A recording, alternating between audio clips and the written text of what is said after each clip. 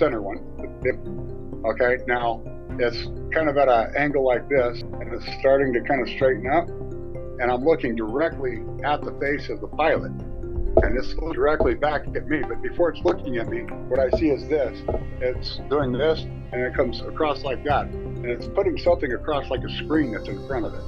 And this thing looked like it was about 7 to 8 foot tall. It was a very large gray. All this and more coming up on this episode of the TruthSeekah Podcast. Really quick, before we get started, if you are blessed by this ministry, if you're blessed by this platform, anything that I bring to the table, I ask you to partner with me via Patreon. Go to patreon.com/TruthSeekah and you unlock rewards, my entire discography of music, webinars, meditations, weekly hangouts, and so much more. Patreon.com/TruthSeekah. Go check it out. Won't you come and take me away? I just wanna be with you. Won't you come and take me away?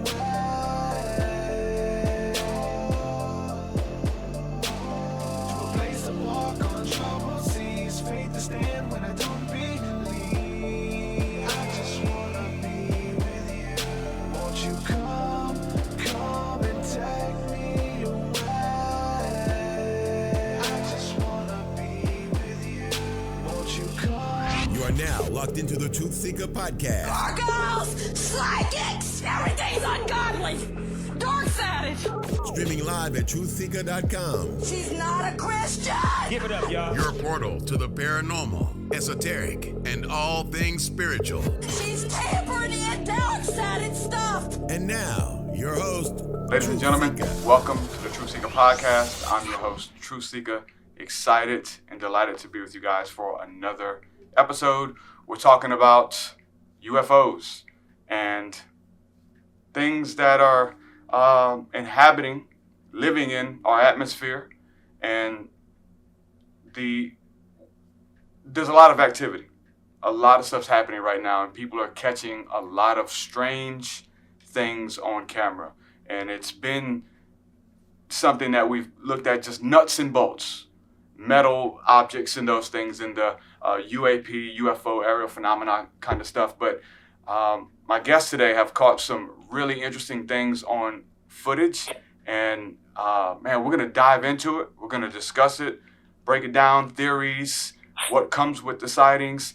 They are producing documentaries, movies, all of this stuff. We're going to dive really deep into it.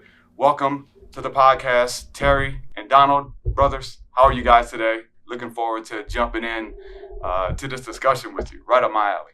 Thank you. Thank you for having us. Awesome. Thank you for having us here. Yes, sir. Yes, sir.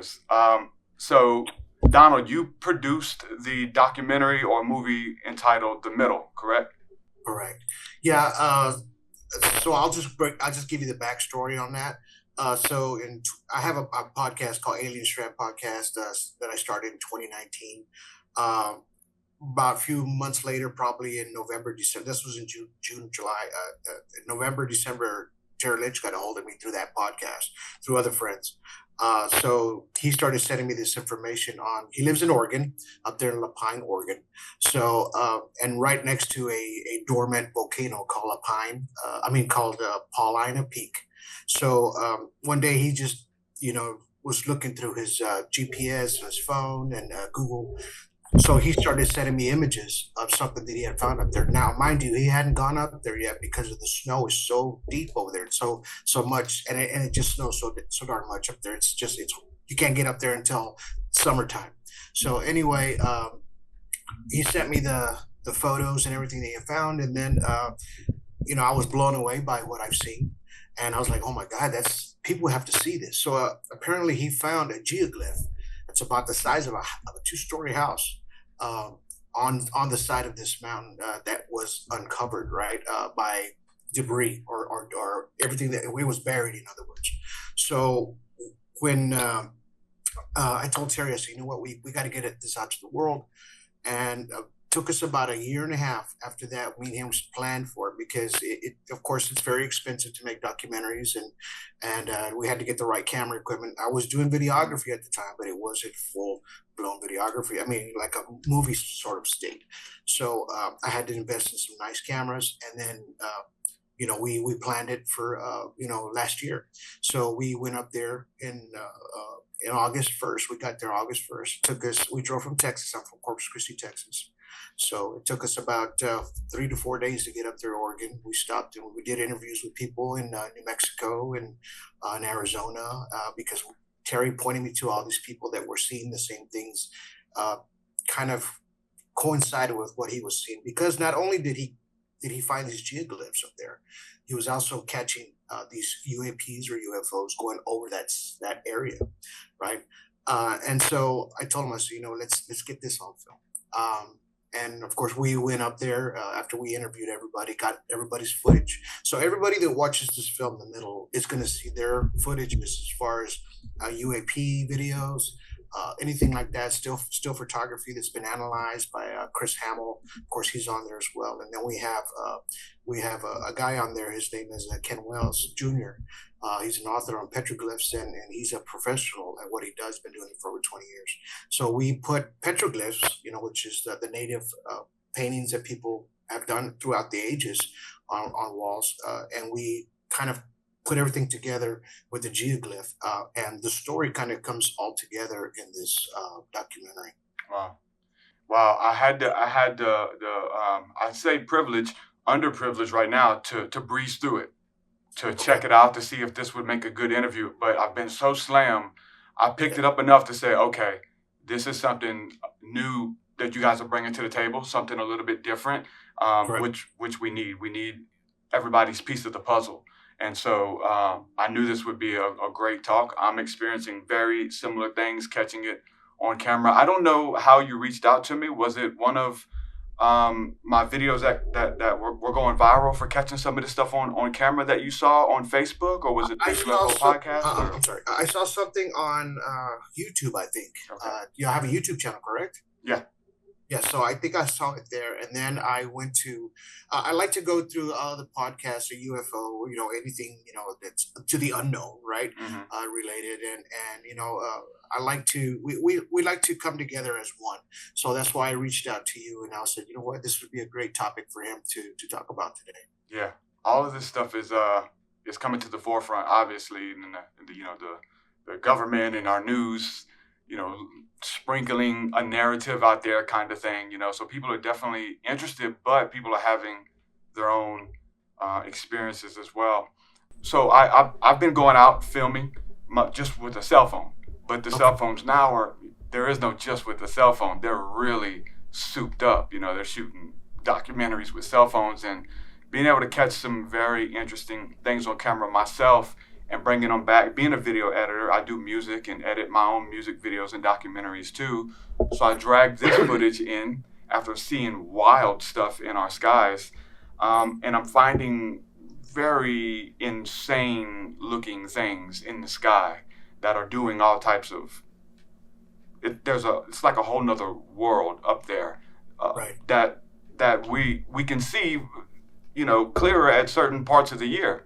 My introduction to ufology was definitely during the night.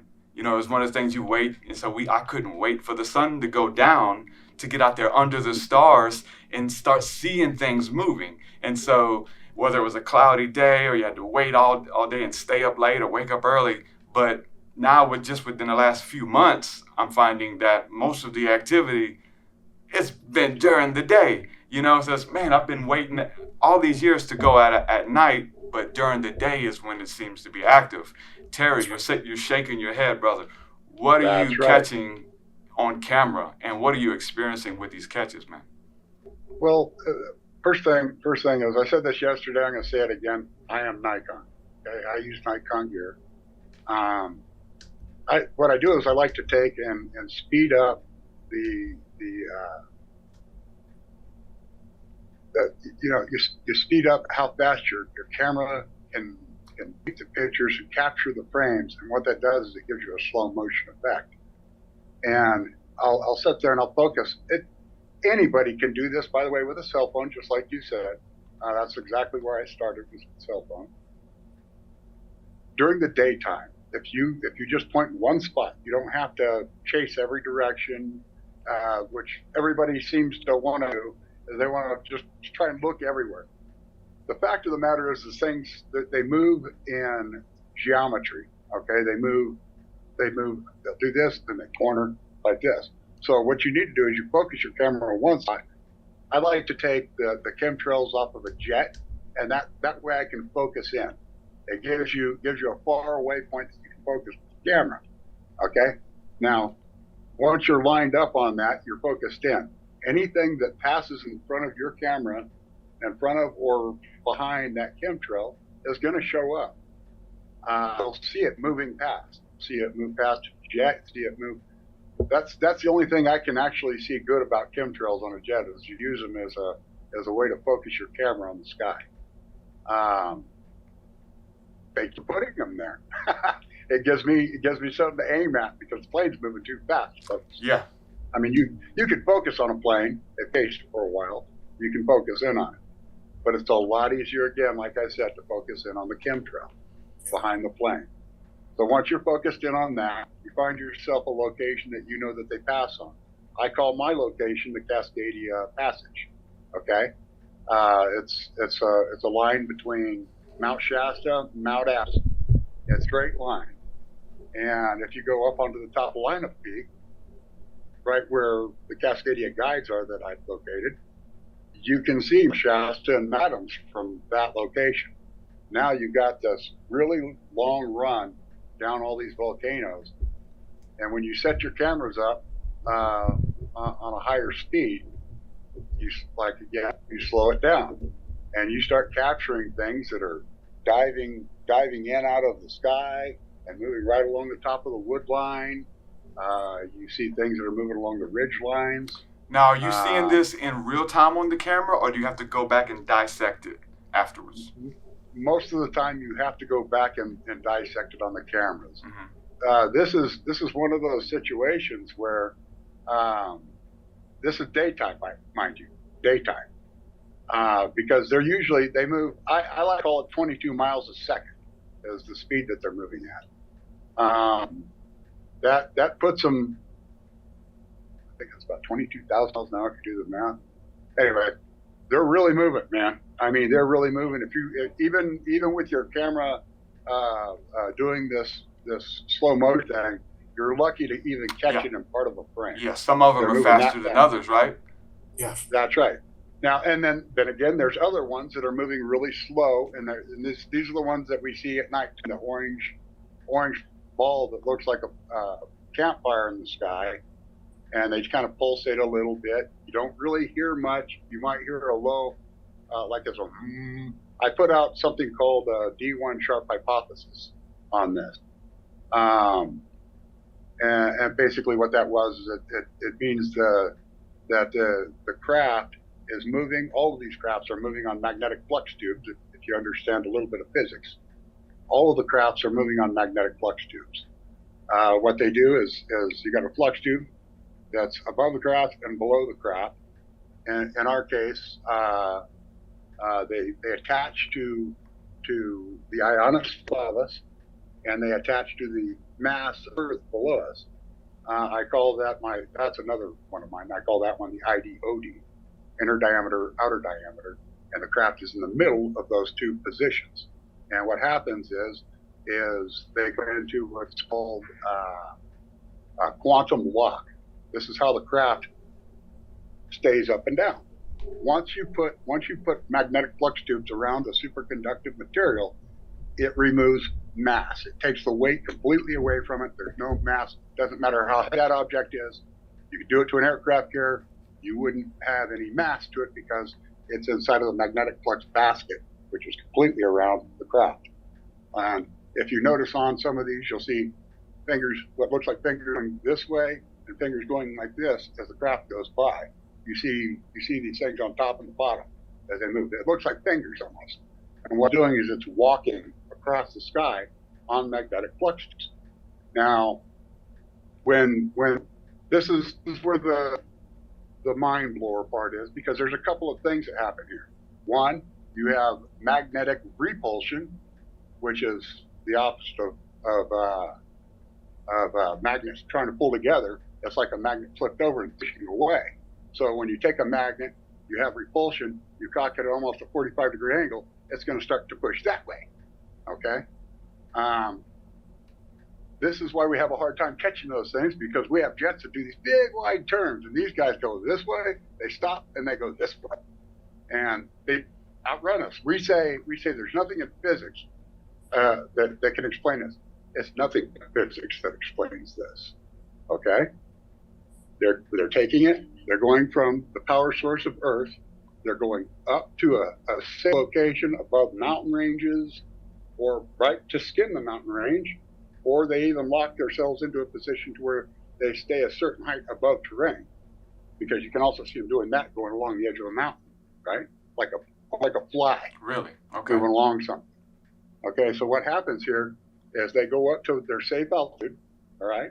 They release the bottom magnetic flux tubes from the Earth. They reattach to the ones in the ionosphere, and they're up here now. Okay, once they release these magnetic flux tubes on the bottom, they disappear like that because Earth rotation. Now the craft is staying still, but the Earth is turning. The craft isn't moving at all. The craft just released from the Earth, and it's staying stuck to the atmosphere up here. And then you have the Earth doing the rotation underneath. Now, the closer you are to center mass, the equator, the faster that craft's going to take off. The further north you go, the slower the craft's going to take off, or the further south you go, the slower the craft's going to take off. There's a very good reason why the U.S. Navy is having such a problem in that specific theater where they were seeing the tic-tac and all that, and all those craft that are there. That's another one of my hypotheses. I call the exit of the equator, and that has you clear off that Hava Nui, and let's see how. That's a chain. There's a whole chain of islands out past. Okay, Easter Island's over here. That's part of it. You start going this way, it starts to separate out, and what ends up happening, you end up as they're coming in onto the equator over this island chain. They start to fan out to slow down their craft's speed. So now you can either go north or you can go south, which would put you like, I don't know, Dinosaur National Monument, or to the north, or to the south would put you right around Pumapunka. Okay? So now you see where this exit is, how it's coming off of there, and why every time the Navy goes out there, they see all this craft. It's because these things are coming in from that location. Now, if you look at the bottom of the ocean floor, you'll see all these lines that shoot just like out at Nazca, the Nazca lines. Okay, so everybody sees lines. We all try and figure out what are these lines.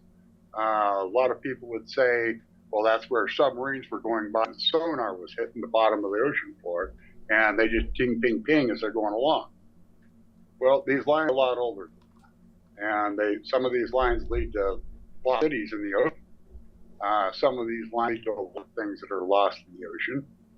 And what this is these are the lines that those UFOs, the UAP, they're connected to the bottom with the magnetic flux tubes that are going down. And this goes back to my D1 sharp where it's putting out this tone. Now the tone's walking like a footprint, as it's walking. You turn up the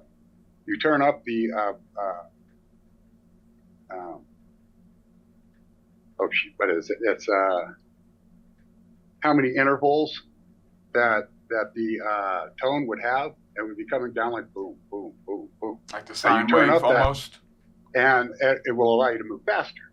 You slow it down and you would move slower.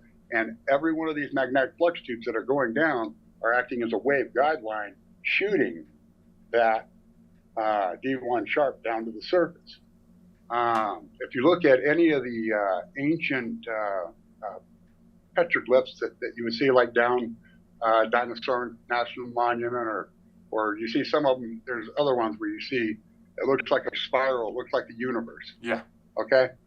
And then it looks like a sun, and you see all kinds of different things, but they all have the same look. That's what D1 sharp looks like when you're sitting there and you're putting it down onto cryometics. So you're talking about the tone, D sharp. Yeah, tones. Yeah. Absolutely. The tone sharp. Okay, so now there's other things too. All the vibration that humans and things, we have a vibration to ourselves. If you were to take, say, a bowl of water and catch the sun on it and have it hit the ball, right? And you're not touching it, you're just looking at it, you see just a reflection like this. And then you go over there and you just touch put 2 fingers right on the edge of that bowl. You'll start seeing your vibration in that reflection. Okay? These are the ancient telephones that these guys had. We didn't have this. We had everything natural, chakras, man, if you want to say it. We had all these ancient ways of doing things. Mind you, Terry, like I said, what you're hearing right now, he didn't know any of this. None of this. He didn't know anything about science, anything like this. You know, the quantum physics, everything that you're hearing him say right now. He didn't know anything. He was, like I said before, he was just a regular guy working a job. You know, going to work every day, coming home, you know, drinking beer and shooting guns out there. That's what they were doing back in, you know, when he was That's right.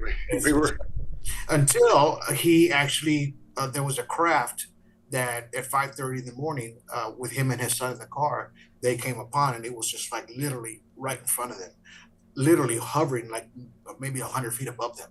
So when that happened to him, something kind of opened up in his mind, kind of brought him to thinking, okay, I need to find out how this thing is working. What is this thing? I don't know what it is. I've never seen anything like this before. Of course, it scared the hell out of them. They sat there maybe for about 5 minutes and they took off like a bat out of heck. You know what I mean? Just took off. So they didn't, he didn't understand it until after they got to work, because they were heading to work at 5:30 in the morning. There was an eclipse, lunar eclipse that evening. Oh. So, and they were able to catch something that people just don't get to see up close. You know what I mean? Or experience up close.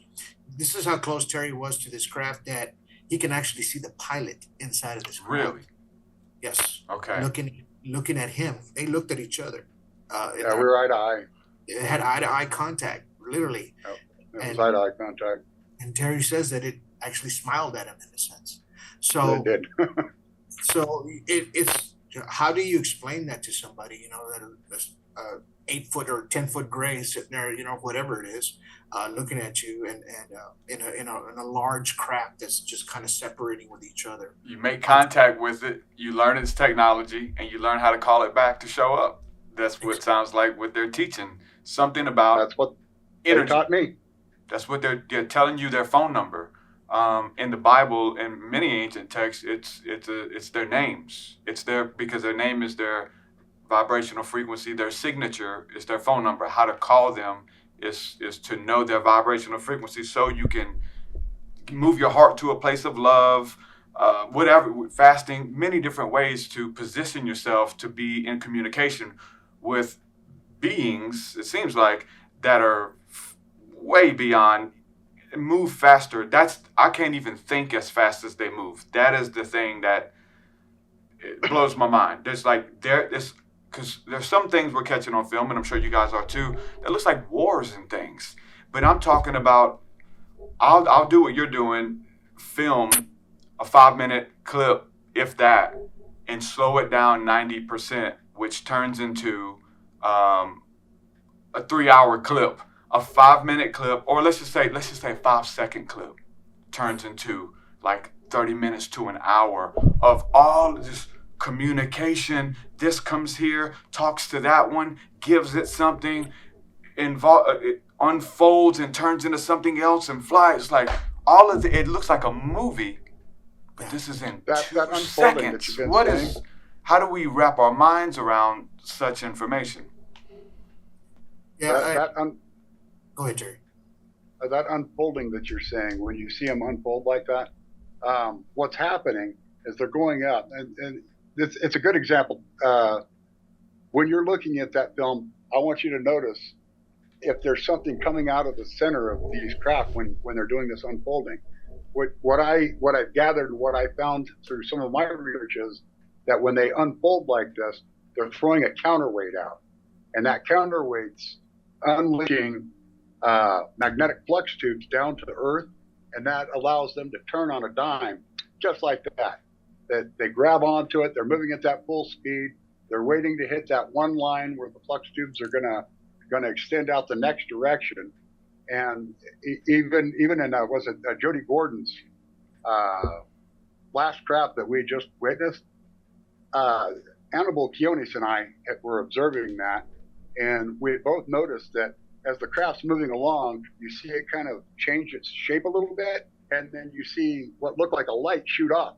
And then when that light, right after that light shot off, bam, the craft started going that direction. Yeah. So it's like it's throwing out a lasso of magnetic flux in a direction to turn. So you're moving this way, and then the lasso's out like that, and they shoot it out, and bam, it goes that way. And it's following all these lines. Think about it like this, like you've seen them funny videos where people tie a rope to a bicycle and they're trying to steal it, and it just stops, and boom, they fall off. Yep. Well, that's what it is. It's like a pull.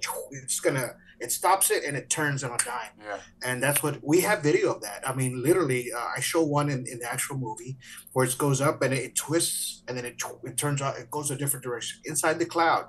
This is a video by Jody Gordon. A lot of these videos that you're going to see inside the movie, the middle, has all this footage in there. And of course, the main topic of the film is about the Cascadia Guides. It's the guides. Something is attracting. Whatever put these stone, they look like two stone people, kind of like aliens in a sense. They have alien heads, but they're back to back with each other on top of a 8,000 foot mountain. So we had to go 8,000 feet above sea level up there. And, it was during the summer, you're thinking you're right. Down here in Texas, it's 90 to 100 degrees. But when we were up there, it was like 52 degrees and raining. So, and it's just the elements, and then it's hard to breathe up there too. Yeah. So every 5 minutes we had to stop and take a break. But this is what attracts them where Terry's at, literally. The craft go over this area, and we've got a video of Terry's that you can kind of see the craft go over Paulina. It stops, it turns it in, it throws a light right to that where the guides are at, and they take off with an instant. So if you want to catch a lot of these UFOs or UAPs on film, just like you said, you record for 5 minutes or it turns to 30 minutes. Yeah. Well, as videographers myself, and like what you do your own videos yourself and things like that. So you have one frame, which is 1 second of a frame, right? So what we have to do is break that down into 10 sections, a tenth of each frame, in order to see that craft. And a lot of times say, well, it's a bug's going by. A lot of people always think they're bugs. Yeah, bugs and dust. It's always a bug, huh? So and this is the key right here to learning. If you see something go by within that 1 second of the frame, within 1 second, it's probably gonna be a bug. But if you don't see it within that 1 second, you have to break it down into 10 sections in order to see it within that 1 second. Well, then you're looking at a UAP, a craft, something. You are definitely. So are we talking nuts and bolts? Are we talking metal? Are we talking bronze? Are we talking stones? Or are we talking? I think it's everything. Everything. Yeah. I believe it's everything. I think we got basalt. I think we got crafts that are made of basalt. I think we got crafts that are probably wood. I think we've got stuff that are made of almost like a fleshy material. I think that we've got stuff that are superconducting craft. I think that we've got a mix of everything. I believe that everything that we're looking at is so much more ancient than we are. They live inside the earth. They absolutely live inside the earth. Every one of these volcanoes that you look at, every volcano you see is a hive. They live inside the volcanoes. And there's a firmament that separates, like everybody talks about the firmament that we have above our head, right? But you've kind of like been toying with just what you're mentioning now, another firmament that makes it to where us in this state cannot go into the volcano or cannot go to the bottom of the ocean. We can't pass through these different firmaments in this state unless they have a different ship or a bubble, or they ascend their body vibrationally, learn the tone, whether it's in this life or the next, who knows. But there's something that separates.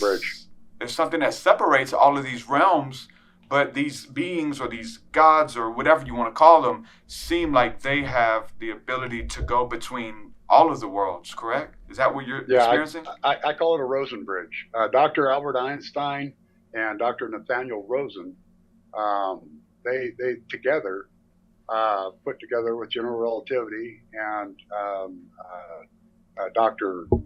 Nathaniel Rosen's thin wall wormhole theories.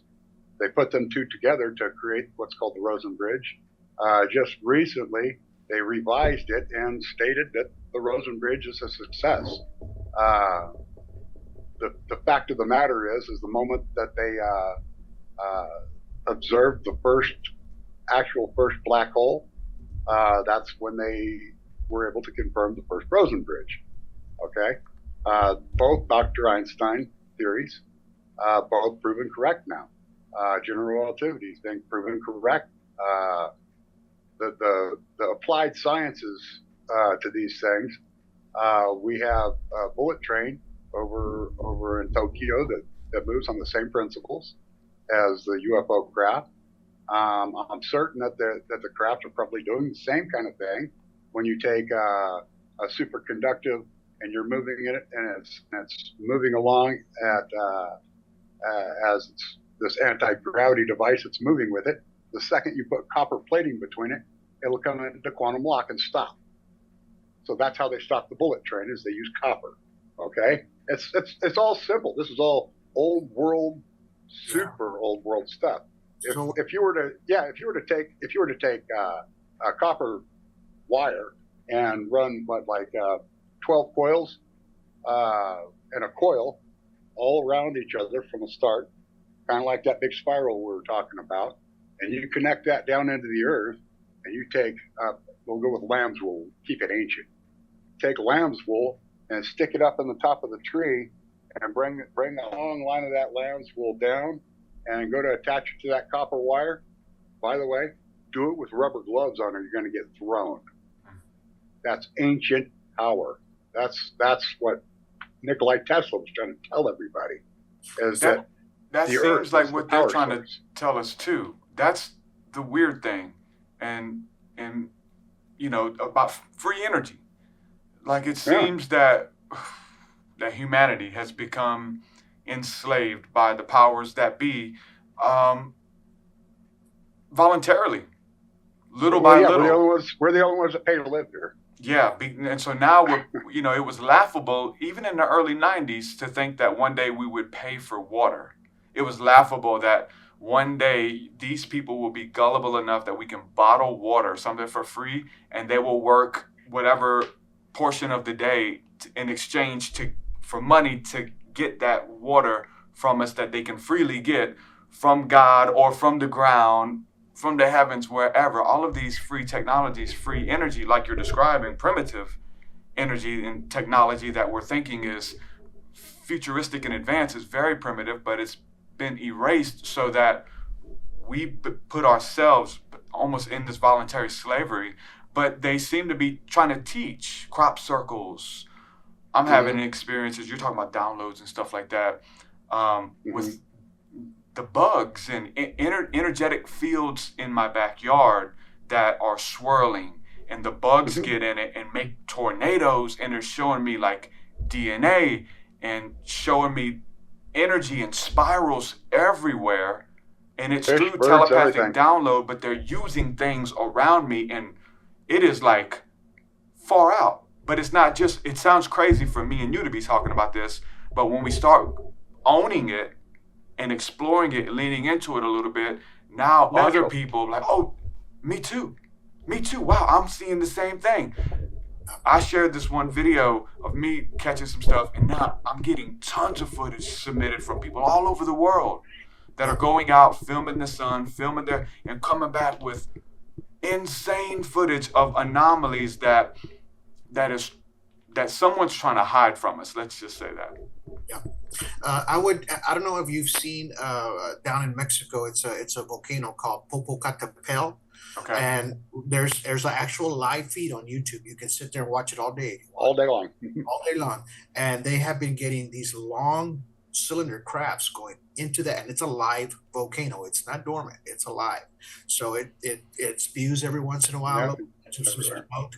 But you'll see these craft go in there and come out, and go in there and come out. So what Terry's saying exactly is what's happening with the Rosen Bridge, little thin wall wormhole. What they're going into the earth. They're protected, through that wormhole in a sense, and they're living in the earth somewhere. There's caves probably down there. After they, they're probably just living down in there, and they go in and out through these areas because they know we can't go in there. How far-fetched does it sound? I mean, I know nothing sounds far-fetched, even what we're talking about, but that they're trading resources. Because sure. are you catching any of that? Exchanges, golds, things like that, crystals. Yeah. I'm certain that they're using all of these different things to do what they need to do, but they're doing it. I would have to say that they're doing it on a kind of a different level. They're using it for their ability to do what they're doing, the speeds that they're moving. I would like to see at some point. We're going to have somebody become a spokesman to these things. I would like to see, like, we try and put together some type of diplomacy. We're seeing them; they're showing themselves to us. I think we already are. We need to find a way to have some type of diplomacy with them, so we can find out not only what they want, but some place where they feel safe to come in and talk. I think we already are. I think disclosure is happening. I would say from above, but from within. Like people, Yes. like me and you, and many people listening to this who are like literally at the edge of their seat.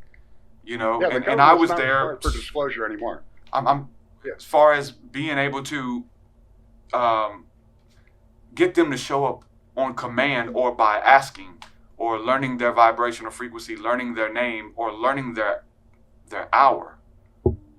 All of this stuff that's been mentioned in every holy book, including, I'm a student of the Bible, that's my text, and we're talking everything that you've been mentioning, and me, from Genesis to Revelation.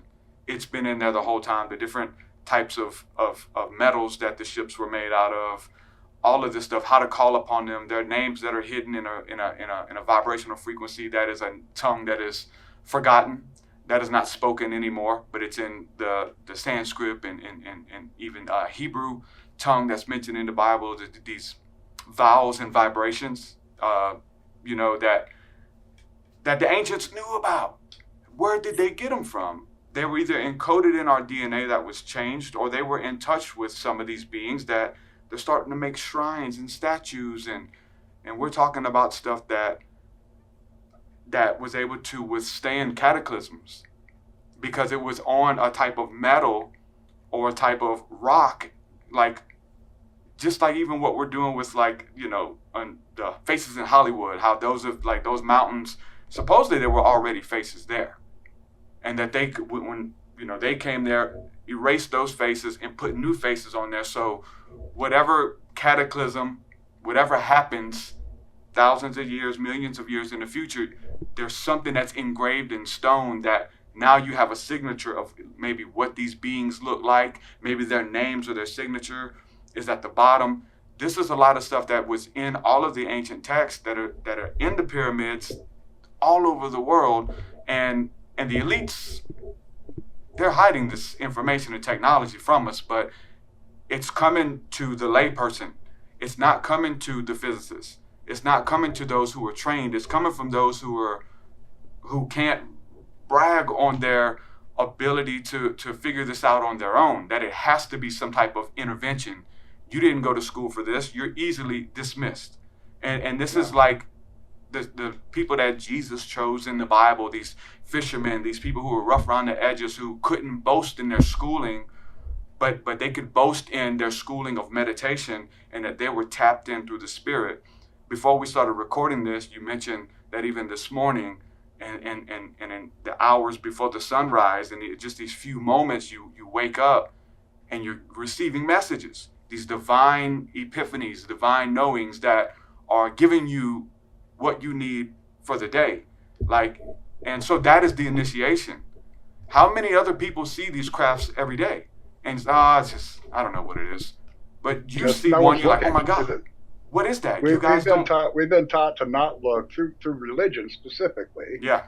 We've been taught to not look at things like that. If you see things like that, it's probably witchcraft, or it's a demon, or it's It's so crazy. Or now, see, if you completely shut your mind out, it's easy to do that.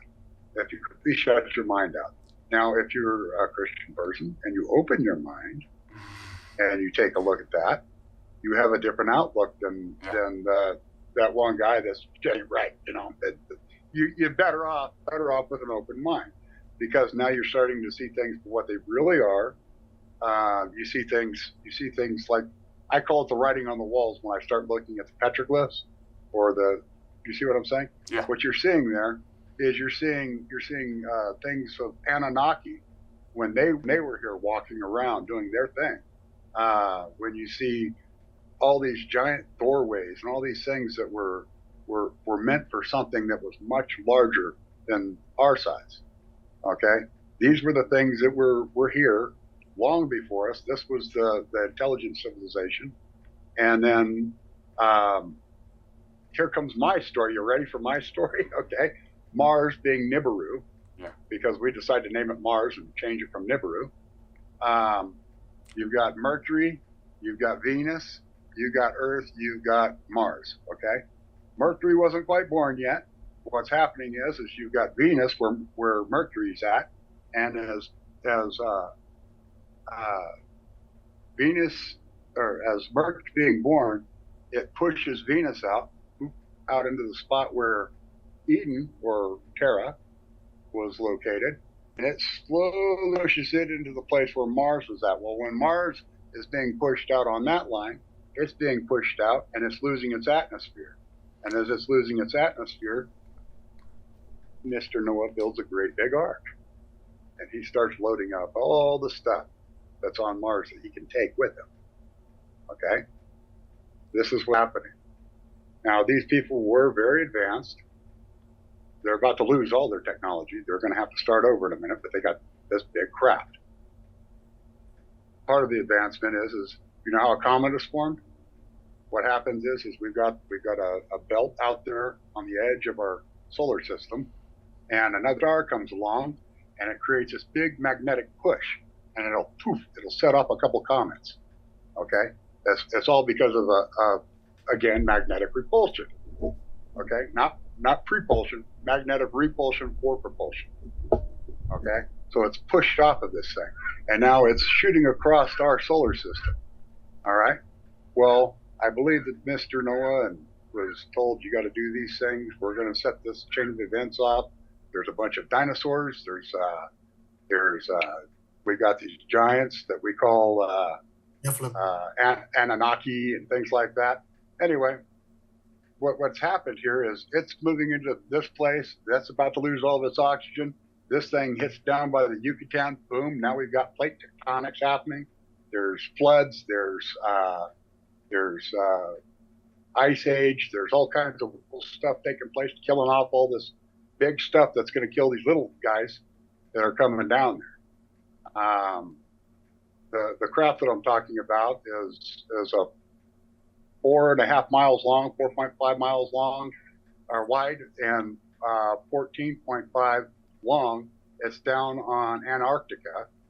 And Antarctica is one of those magnetic pool locations where things come in from space, where it gets sucked in by the big magnet of the bottom of our planet. It's just one of those things where we have to think about these ancient signs. By the way, that craft I'm talking about also has about a 700-mile long slide trail behind it. You can clearly tell once you start coming down on Antarctica, there's this long straight line, and once you get to the end of that long straight line, here's this great big, what almost looks like the government's tried to cover up, but it's still there, image of this giant craft. Yeah, it's a giant craft, huge. You know, it's stuff like that. It's stuff like that. That's what I learned to see Yeah, that's well, how I let me found ask you this, this because giant geoglyph. you mentioned the chemtrails, right? And that's just, it's a big deal, right? And what are they? What's going on? I've kind of took that as a pointer when to start filming. When it's a clear day, and then all of a sudden from every angle, they're all headed towards the sun to block the rays of the sun. And so that's just kind of what I haven't really focused on. Like, I've been able to catch it in the light. I haven't been able to focus on outside the light, which I need to, because what you're talking about, because there's different types of beings or craft that are out there. They dip into the sun, they fly behind the sun, they do all types of weird things, as you know. But I've taken the jets going to the sun to block it or to create a haze so we can't see something. Say, okay, they're trying to block something. Time to pull out the trusty cell phone. Let's pull out the tripod. Let's film. And then you're catching all types of things coming in and out of the sun. Things being deposited into the sun, almost like a womb, if you will. Just wild stuff that will blow your mind. And then we're catching the chemtrails on camera, and we're filming them.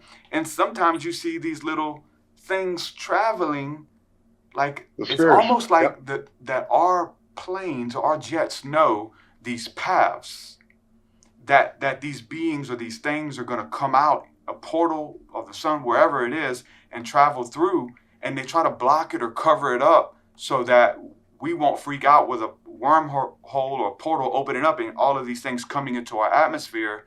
Because if you pay attention and film, you'll see things riding on the clouds through the chemtrails, almost like little veins they're coming through that the jet flies, sprays it, blocks it, but they're using it almost as a highway or something. Have you seen a cloud, like let's just say you see maybe one chemtrail or maybe two from jets that have been by, then all of a sudden, maybe about 5 minutes later, you see a bunch, like little lines kind of going through it all the way across that chemtrail? Well, that's pretty much what you're talking about right there. That's it. They're trying to hide it, but it shows it. Yeah. Like it's kind of counter. I mean, obviously we can't see it in real time, but you start seeing these like vortexes and things in the clouds that the chemicals or whatever's in the chemtrail doesn't stick to, and you'll see these clear paths and portals and stuff that they're trying to hide it, but it's everywhere, and I don't know if they have the budget to hide it from everyone all the time, right? Right. No, everybody's cell phone's getting better too. Yeah. And the best way to catch these things, even if like, let's say you take a photo of it or a video of it, there's analyzation apps out there like Pixlr.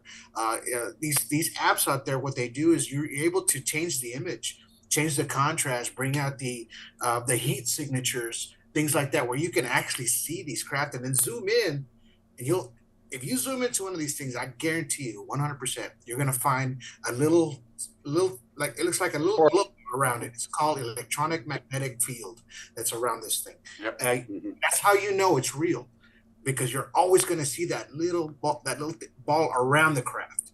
And that's the magnetic flux basket that's around it. That's it. So, and when people are doing this at home, anybody can do this. It's even in our movie, like I said, it's in the middle. So in the middle.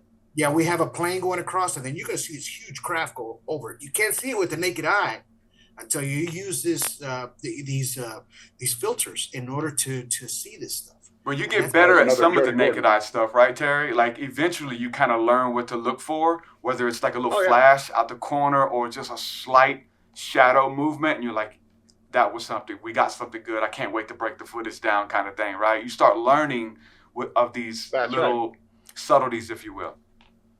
Sometimes I'll be recording, and you're going to love this one. The Tic Tac craft. It's probably one of the most common. I'm going to say around the coastlines, like West Coast to East Coast, but on the coastlines, you're going to see that mostly around there, because this is also a craft that goes down into the ocean. This is the one that the Navy has been playing with quite a bit.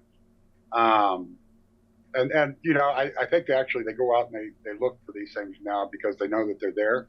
ever since the United States Navy got the new radioactive, it's a forward infrared radar. Ever since they've got that, they can see these things. They didn't used to see them anymore. Now they all of a sudden they see these things lighting up underneath the craft. Like, where'd that come from? Or I just got passed by one, or whatever. And sometimes they'll see it because they might be going the same direction, or they'll be up high enough to where they can track and see it moving along. Sometimes they'll try and catch up to it. When that thing realizes that it's been observed, it goes to straight and just disappears. I mean, it's gone. And that's the weird thing. 60 miles away, 3 seconds later, they're picking it up again from another aircraft carrier going, how'd they get here so quick? You know? How do they know that they're being observed? Like, whether it's by the Navy or even by you, like that's right. There's like we have it built in us. We're a part of all of them, I believe, to be honest with you. All of those metals, all of those, we have earth, air, fire, water, spirit. Many of them are two different elements put together. 3 different, we're 5 for sure. And then there's many, we have gold in us. We have so much, right? We're a combination and a relation of all of them that were created. But so we tap into those spider senses, but they know when they're being observed. If one of them wants you to see it and like you ask, you can see it, make that connection. I see you, it's gone. Sometimes I feel like they'll wait for you to see them and they'll acknowledge it and move on. What is that? Is that a connection like the E.T. movie that they were feeling each other's emotions, these kind of things? What do you think is with that? You know why I think that one smiled at me? Because I think I snuck up on it. I think I caught it by chance. I think we actually just caught it doing what it was doing. It was like Donald was saying, it was me and my stepson. We're going down as Wilson and 9th in Bend, Oregon.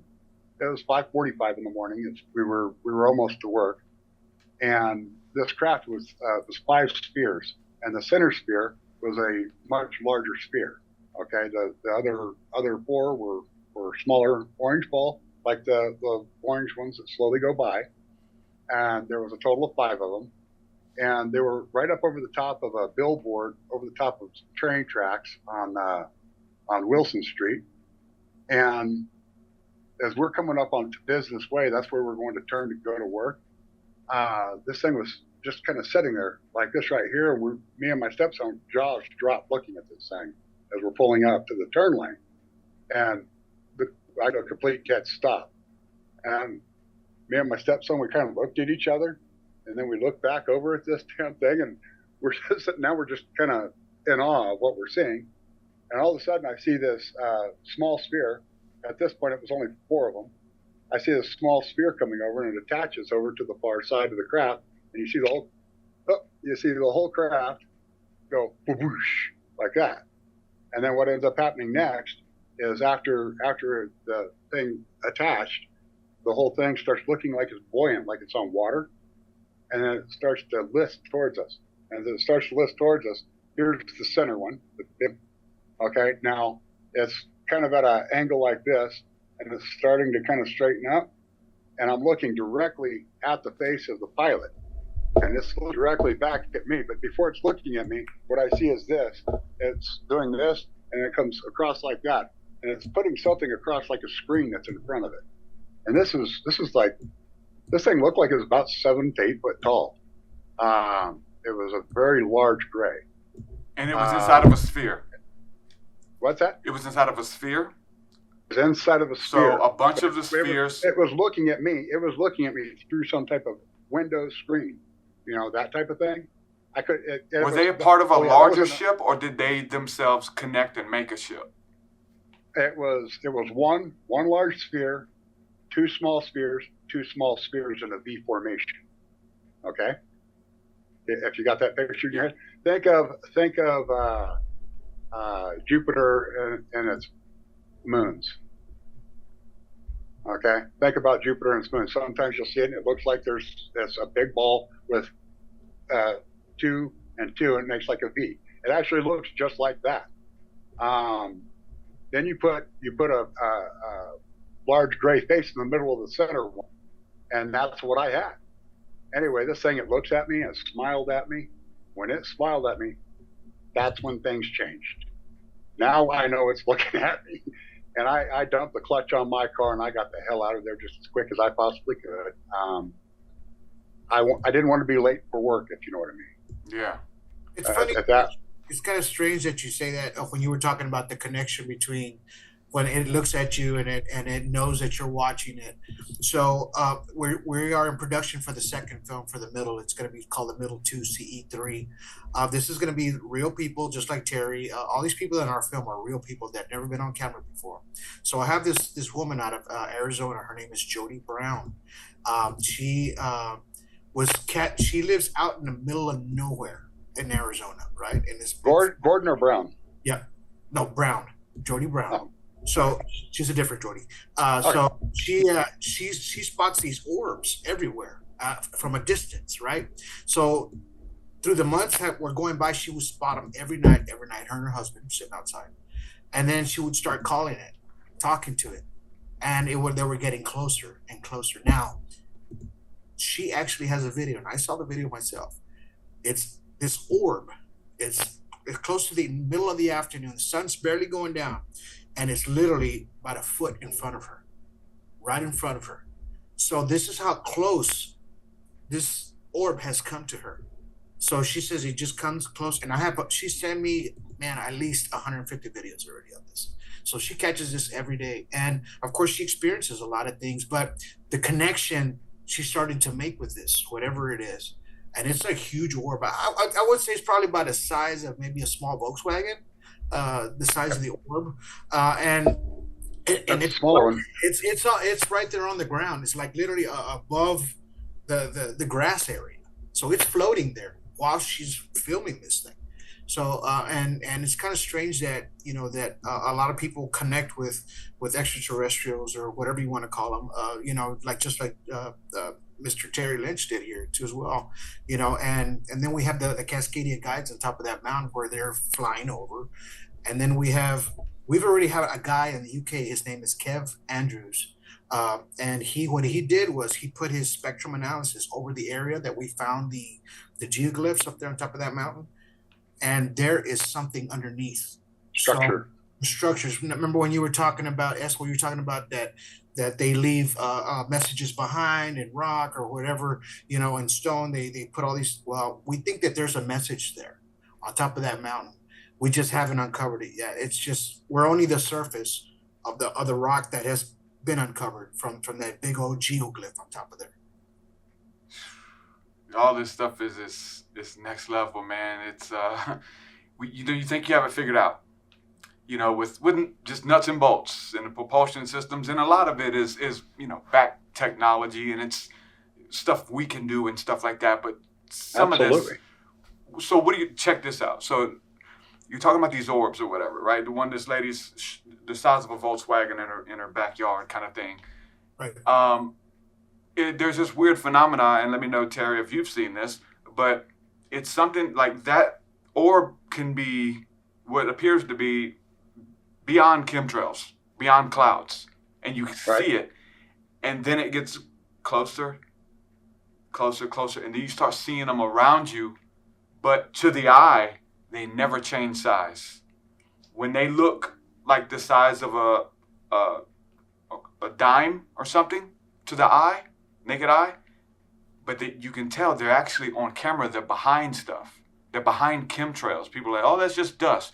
No, this goes behind the chemtrails. So we know that it's not in front of it. It's not just some piece of dust we're catching. Behind the chemtrails.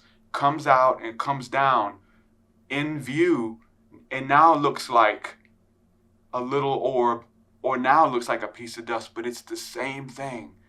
So you're talking about the quantum physics of something that is able to expand and become small and to get big.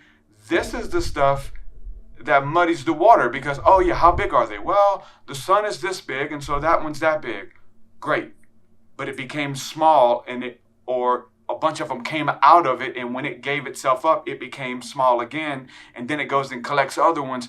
Like, we're talking about what the hell is going on? But have you experienced that? Like, stuff that seems to be coming closer, but it's the same stuff you're seeing way out there, but it, as far as the size change, it's like, it's very strange because people are having the orb encounters because it's all around them, but it's the kind of the same similar shapes and things that are out there as well.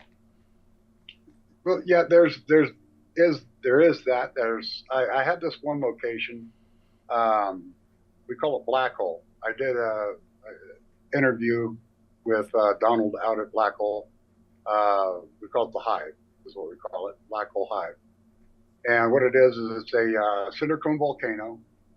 We can actually drive right to the edge of the top of the cinder cone volcano, and out over the top, you look over the edge of it, and you're looking down into this lava flow area. That's a real vast area, and from the top looking down, it doesn't look all that big. But if you're down the bottom, it's like 60 to 100 feet up.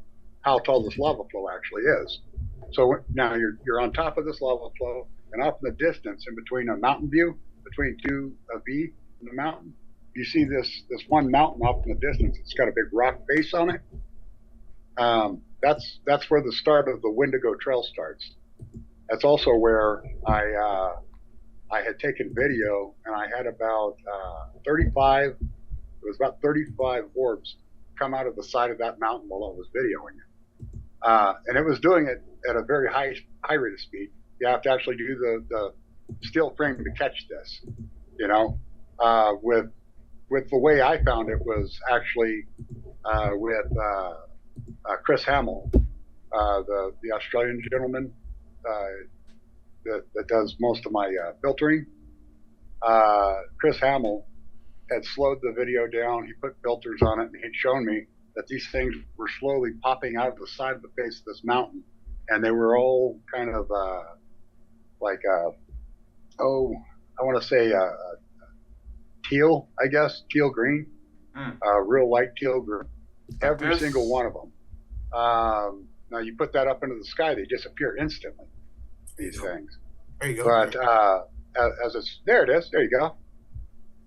Anyway, when these things start coming out of the sides of the mountains, you end up kind of trying to figure out what you just seen, if it's nighttime, because they start to turn into that more of a fire, like a fireball coming, and you get anywhere along mountain ranges. I like to use mine, the Cascadia Passage, because this is where I'm at. But any one of these mountain ranges that you can get yourself near, if you were to set long enough to observe, you're going to start observing these things as they're coming in and out of the ground. Now, if you're in a long, vast area like the big flat plains, okay, so you're seeing them. You're seeing them close to the ground as well, right? So it's not just in the sky. Very close to the ground, coming out of the ground, coming out of the side of a mountain. I've got them going over the top of mountains. When I get on top of the mountain, video down, I've got them going over the top of the tree line, and now I'm looking down on them. Okay, so what I'm saying is these things are everywhere. They're everywhere all of the time. Right now, I can't go out and do any filming. I got snow clouds everywhere, and I got snow falling. Look at this picture right here. Look at this picture right here. Okay, that's a perfect example. You see the is that the orbs you're talking about, like this? Yeah, but look to the right of it. Look to the right. That dot, you see that? Yeah. Now you'll always see a sphere next to a big ship. So this is way up in the sky. So this thing's it's actually a huge ship, probably the size of a car or a bus. And you're always going to see a little sphere next to it. This is how you know that it's going to be a real UFO in the sky, or UAP. Like what I don't know if you heard of Dr. Stephen Greer. Yes. That's what you're talking about, is like the slingshot kind of thing. Yeah. Well, there's always let's just call the little one on the top right like a drone. Okay, it's always watching the big one. They come in and out of these things, and there's a bunch of video of it. But Dr. Greer, he talked about on one of his lectures that these some of the, like what you were talking about, like they come closer, they seem the same size, they get small. He said that a lot of these crafts are alive.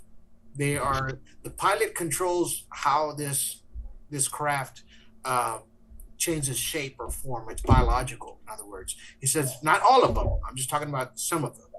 So some of these craft can be biological as well. So in other words, what you were talking about earlier, that they seem small in the sky, they come close to you, they're small again, or they change. It can change its form in a sense that way. And this is what he talked about because he worked with the military, he worked with these crafts himself, and with the actual extraterrestrials.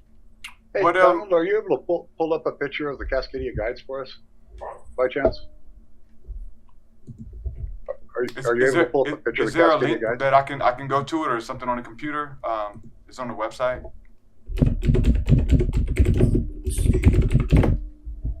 Because that was the thing I had a good friend of mine wanted to do. I showed him a lot of my footage, and he's like, we need to go back into the ancient artwork and see where these have popped up, kind of thing. And this is what you guys have done, right? Exactly. Right. Exactly. Okay, Cascadia. It turns out these big geoglyphs are a marker for you. When you see something like this on the ground, that's a distraction. They're making you look down, not up. So instead of looking down at this big, beautiful thing that you're looking at, which is cool, lay the hell down, look up. Just lay down, look up. You go down to California and Blythe, they've got several of them out there in the desert. Big, giant geoglyphs are sitting right along the Colorado River. These things are things that are signs for them to say, this is where we turn to get to the hive over here. Yeah. It's a stop sign for them. It's like a lighthouse or something. Yeah. Good as man. That's pretty much all every one of those are. Anytime you see a giant geoglyph, that wasn't for you. Yeah. That maybe for us to marvel at when we stand up on top of a mountain and look down at it, or be in an airplane and fly over it. But the fact of the matter is these are to guide them to the different locations. Because they're moving really fast, they need this big thing on the ground. They need that chemtrail so they don't hit the damn airplane. I think that the chemtrail, the reason the airplanes are putting those out is to let those things know where they're at so they don't lose airplanes without any explanation. You know, all of a sudden you have a crash. They don't know why something blew up, but they don't have anything that. It could have been one of these things going right through the side of an airplane without even thinking twice about it, just going right through it because it got in its way. So if you put a chemtrail out there, now you got this really long line that tells you where this thing's at. Now, if you're moving really fast, you're going to appreciate a really long line to tell you where something's at so you don't hit it. Like a guide. Just a thought. It's just a thought.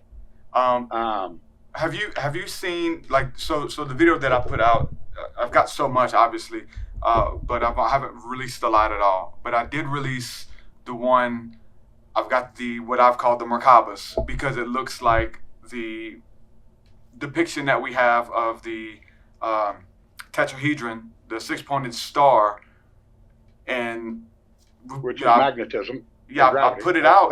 That's what that is. That's magnetism. Because it changes shape too. It becomes a full diamond. It like armors up or something.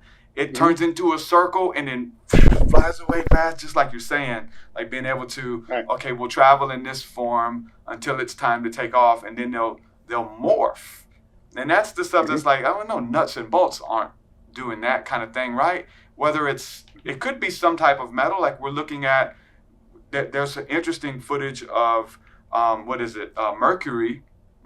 Literally the name, right? Mercury, the metal responding to sound and becoming hard depending on the sound or the tone that you play for. Yeah. So have you noticed just, you can actually look this one up, it's an easy one to find. You take a giant anvil, all right, a great big heavy 250-pound anvil, and you put it down inside of a pool of mercury. What happens? The anvil floats. It becomes buoyant. It just removed the mass from all this weight gone. You know, there's a Bible story about that, right? Well, yeah. There's that people interpret like literal, like it was a literal, like guys down there with the hammer. But now that you're saying this, with throwing the axes and the handles in the water and then they're floating. Oh, it's a miracle. But it's obviously for those who have the heart or mind to think or ask. These stories are telling something very deeper. That's just one of the many superconductive properties of element 80, Mercury. I sent you some pictures of the on your instant messenger. I don't know if you have access to it. It's on Facebook. Yeah, on the geoglyph that we found on top of that mountain, and then there's an example of these kind of orbs that probably Terry saw. This is not the one he saw, but this is a couple of recent photos of somebody caught an orb up close, and you're able to see the occupant inside.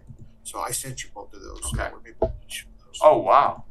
Yeah, I need Yeah, to that occupant thing. That's kind of like what I saw. Huh. So let's just. I mean, Kind of you got to be amazing nice whip, about isn't it? this. So there's a lot of weird stuff that we're seeing. That's Right. like, you kind of got to focus. You got to look to the left. It's like, do you see it? Oh wow. Some stuff appears more clearer than others. Obviously, depending on the camera. I'm not satisfied with my footage, right? It's like, what do I need? The telescope. What do we need to really get high quality footage? But I'm receiving stuff from all over the world, just like I'm sure both of you are, and you're Yes. catching stuff yourself. Some of it better than others, but there's a lot of stuff that you get that I'm getting from people that it's like, I don't know if that's anything. Like, I appreciate you trying and sending it, but I don't know if this is anything.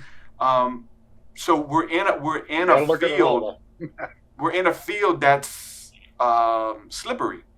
Yeah. You know, because things are taking shape. Things are literally shadows becoming solids and water, wild stuff, and getting so much footage in. But what you've just shared here, and I'm going to try to see how I can share it on the screen to show people. This is very clear.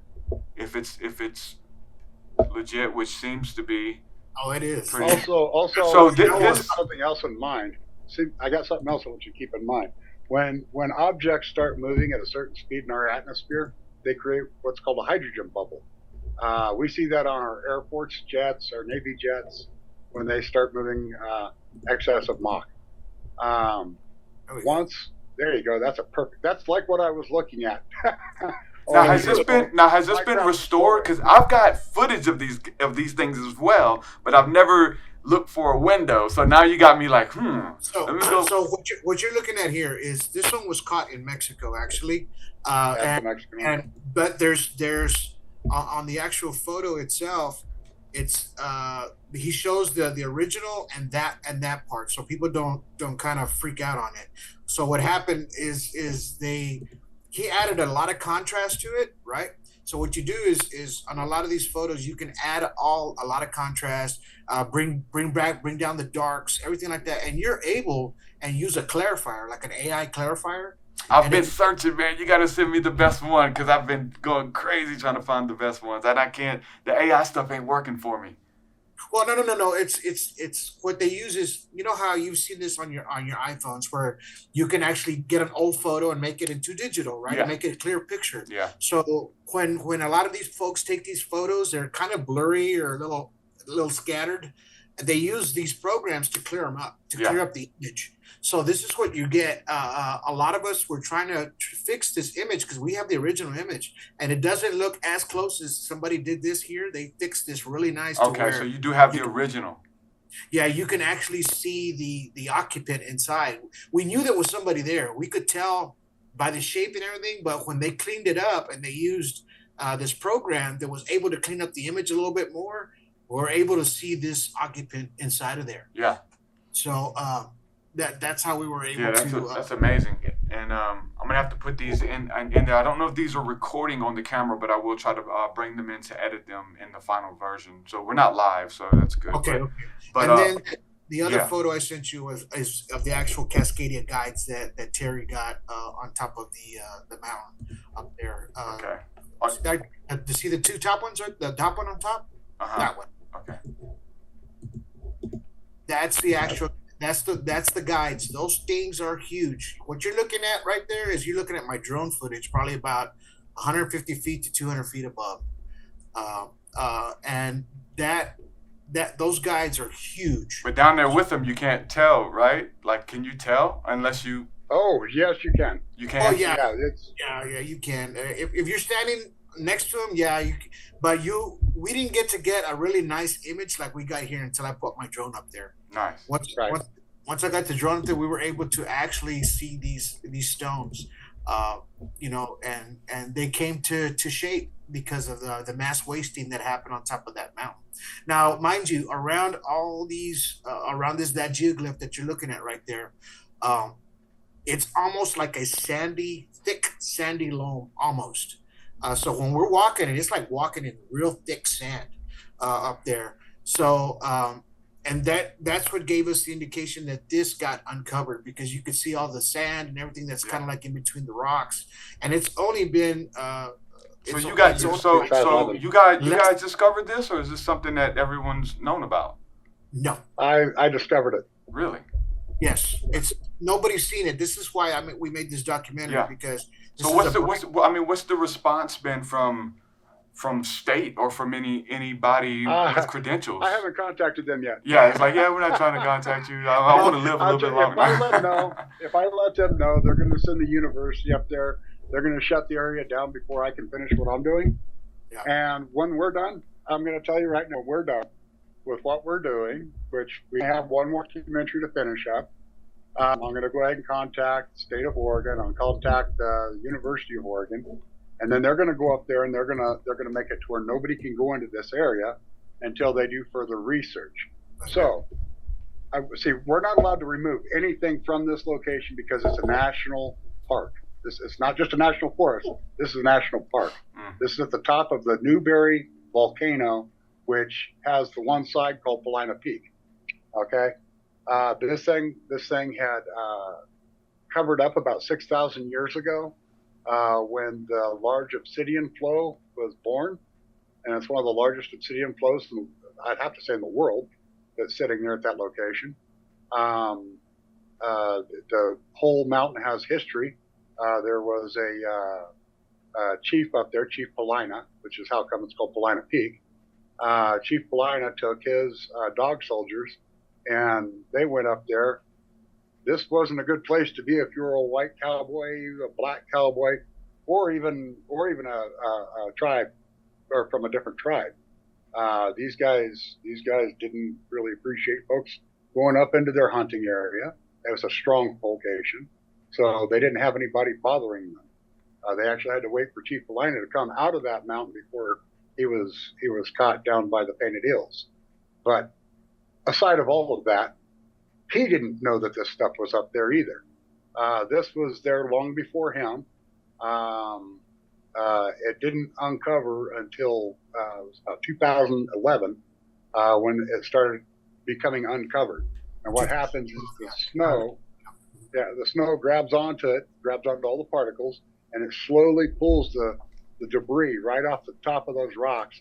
And once it started to unload that, it also shows all around this big debris field that's around this thing that also uncovered the same way. As someone was saying earlier, it's mass wasting is what it's called. And that allows us to see these things.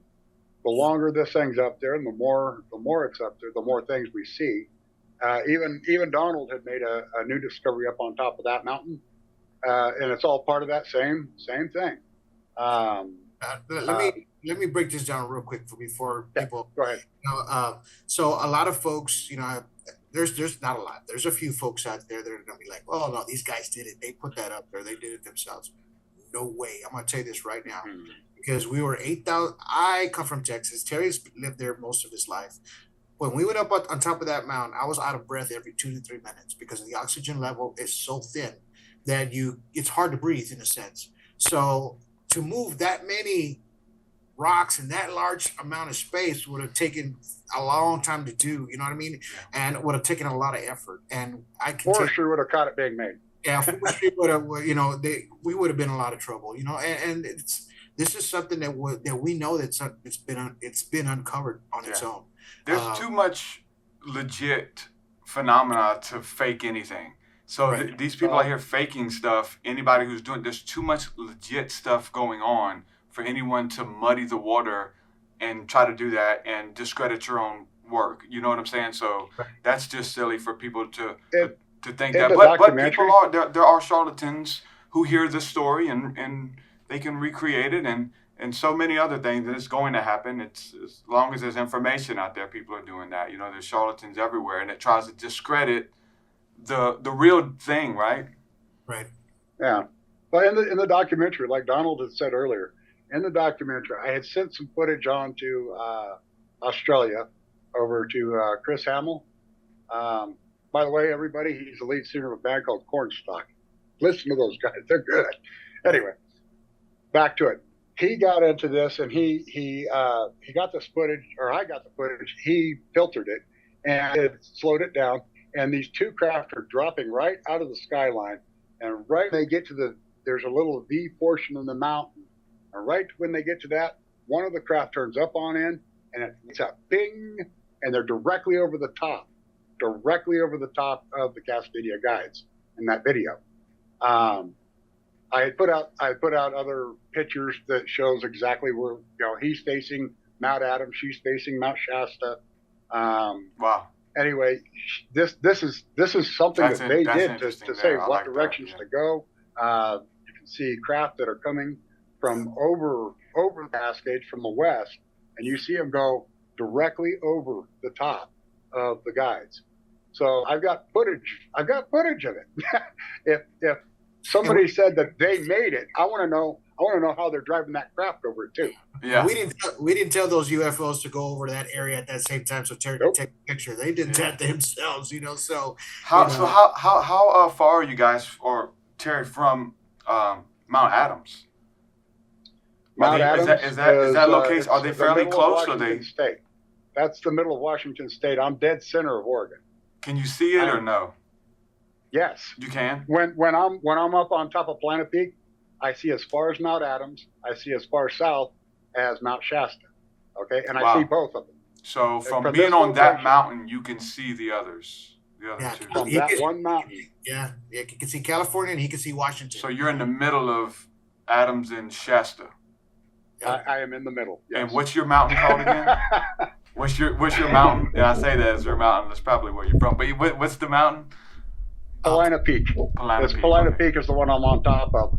And what's going on here is literally she is looking at Mount Shasta and he is looking at Mount Adams. If you walk up to the edge of to where he's looking, if you walk up to the edge of the sheer cliff that drops straight down, which it's kind of hard to stand there really if you're not a mountain climber, but it's a sheer cliff that drops down, and off in the distance you see Mount Hood, you see Mount Jefferson, Mount Hood, then Mount Adams way off in the distance. And then you come over to the other direction and you see Diamond Peak, and then you see where Crater Lake is, right where Mount Mazuma is, and then off further you see Mount Shasta way off in the distance. Now when you get up there with a super zoom camera, you bring them right to you. Nice. If you got a 3,000 millimeter, you're looking right at the stuff. And mind you, when we were up there filming, when I first went up there to go film the guides, after we were there for about a good hour, it was raining on and off. We were walking off, and I happened to have my camera on at the time. We found a sphere on the ground, like a shape of stones on the ground. Terry hadn't even seen these on Google or anything like that. So we walked up upon this, and it wasn't like a fire burning pit or anything like this. This was something that was long before. And then we find out that we went back on Google, and then we noticed that it used to be like a sun sort of. Looked like a sun. Looked like a sun, and it's on this other side, right, of the guides. And then when Terry was talking, I found something here about 2 months ago. There's something on the other side of the guides, on the other side of the female guide that we found there that looks like a trident, almost looks like a trident that's there. And these are all four geological forms that are on the ground that was put there a long time ago. And I caught his reaction on camera on the discovery, and on just that, the sphere that we found. So you'll see that when you watch the movie. They're on. It's on Amazon. I'll have it's on Tubi as well. What's the best place? Probably go to Amazon, right? It's the best place. Amazon, no commercials. You're paying. It's real reasonable. It's like $2.99. And then on Tubi, of course, you're going to get a bunch of commercials in there. If you're into that kind of stuff. But it's free on Tubi. You can watch it there. So I want to talk to you about the production and just the reception of it here in a minute. I want to ask you about that, but as we're mentioning Mount Adams, what's your take or relationship with James Gilliland and what's going on at East Eddy Ranch? Have you been there with his church? Yeah. I haven't met with the individual yet. I do plan on. I do want to go down. I want to go to his location and observe from the ranch, because I do know that that's the location that they had filmed the door opening. Up on the top. So I do want to go down there, and I want to have some conversation with him. I'm hoping at some point that if things keep going the way they're going, okay, with the way things are, don't look at this like we're trying to get ourselves rich. What we're doing is we're trying to get ourselves equipment, okay? Yeah. That's what we need. I need to. It's nice to have the cameras. It's nice to have the Nikon and all that. How much nicer do you think it'd be if I had a mobile laboratory that I could aim towards things? If I had a parabolic dish that I could catch sounds with, if I had a super zoom camera that came up off of the top of a telescoping old news van that I could aim the camera any direction I want, get up over the tree line. I'm with something you. That could. And you deserve it. Radioactivity. You deserve it because you're a student, and you guys want this to happen. And the people who have the equipment don't. It will. A lot of them don't care. They're just like, oh yeah, we got it. I just got a pair of night vision.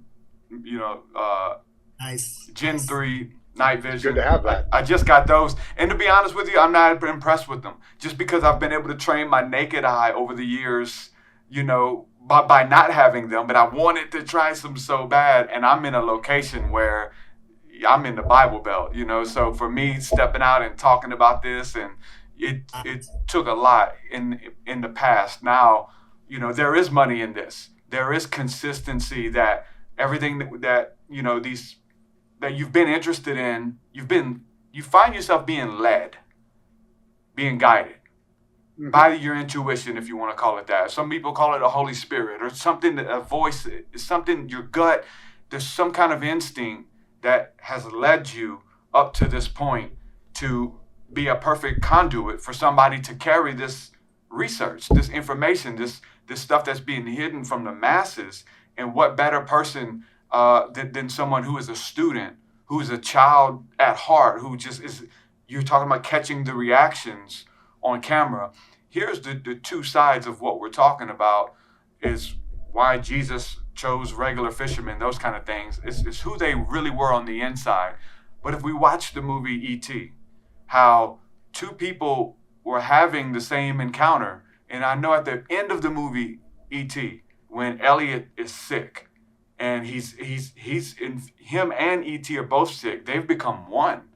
They're sharing each other's thoughts, consciousness, and all of this. But there was an interesting thing at the end, and we ride with Elliot. Right? Elliot is us, right?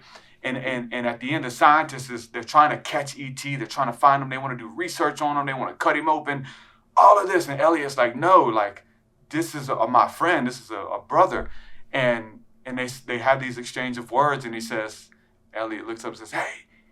He came to me first. He came to me. But the researcher, the scientist says, he came to me too. I've been such a student. I've been an astrophysicist. I've been one who is wanting to look into this, but falling into the wrong hands.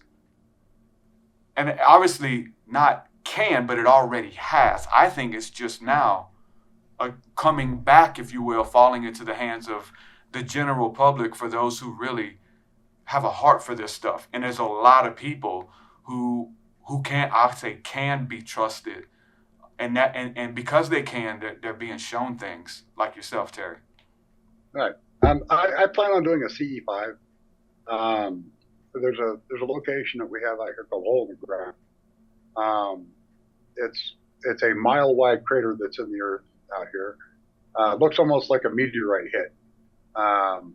This location, actually what it is a volcanic sinkhole. There's a bunch of ice on top here, leaked down. There's a volcano underneath. Started to bubble, and all of a sudden, poof, the two turned into this, and then collapsed. So you end up with this big, beautiful sinkhole that is exactly 1 mile around, and I'm not exactly sure how deep. It's very deep. It's very deep. It's like, yeah, it's in the documentary of all places. We have it in the documentary, The Middle. I plan on doing a CE5 out there. I've extended an invitation to Dr. Stephen Greer. CE5 is his baby. So basically what happens is it's whichever baby who can do it. Who can get the ships to show up. Yeah, I want to film it. Now, here's the interesting thing. And it sounds like you can. Yeah, well, you can't be armed at this thing. You can't be stoned, drunk, stupid. Yeah. Everybody's there with the same mission, the same goal. And what happens in a CE5 is they come down and they stand with you. They first they appear in the sky, and as you're doing what you're doing and you're filming, you see these things showing up on this side of you or over on the other side of the crowd. As you're filming, you see this stuff. Stephen Greer and his film, he had done the CE5. They showed a red being standing next to a gentleman who was like legally deaf. Well, this encounter that they had, this thing looked like it touched the man's ears. Okay, the man could hear right after this happened. He could hear from that day forward. He was able to hear again. They had this on film. This location, right on top of Mount Shasta. That's right where I'm at, man. I'm right on this. This is what I call the Cascadia Passage. These things I named those things the Cascadia Guides. I'm the one that found it, and I figure I came up with the right name. I mean, it's seemed like a good, legitimate name for that. No, for sure. We got to bring another mountain into the mix. You got to do the research. Well, you got to see who.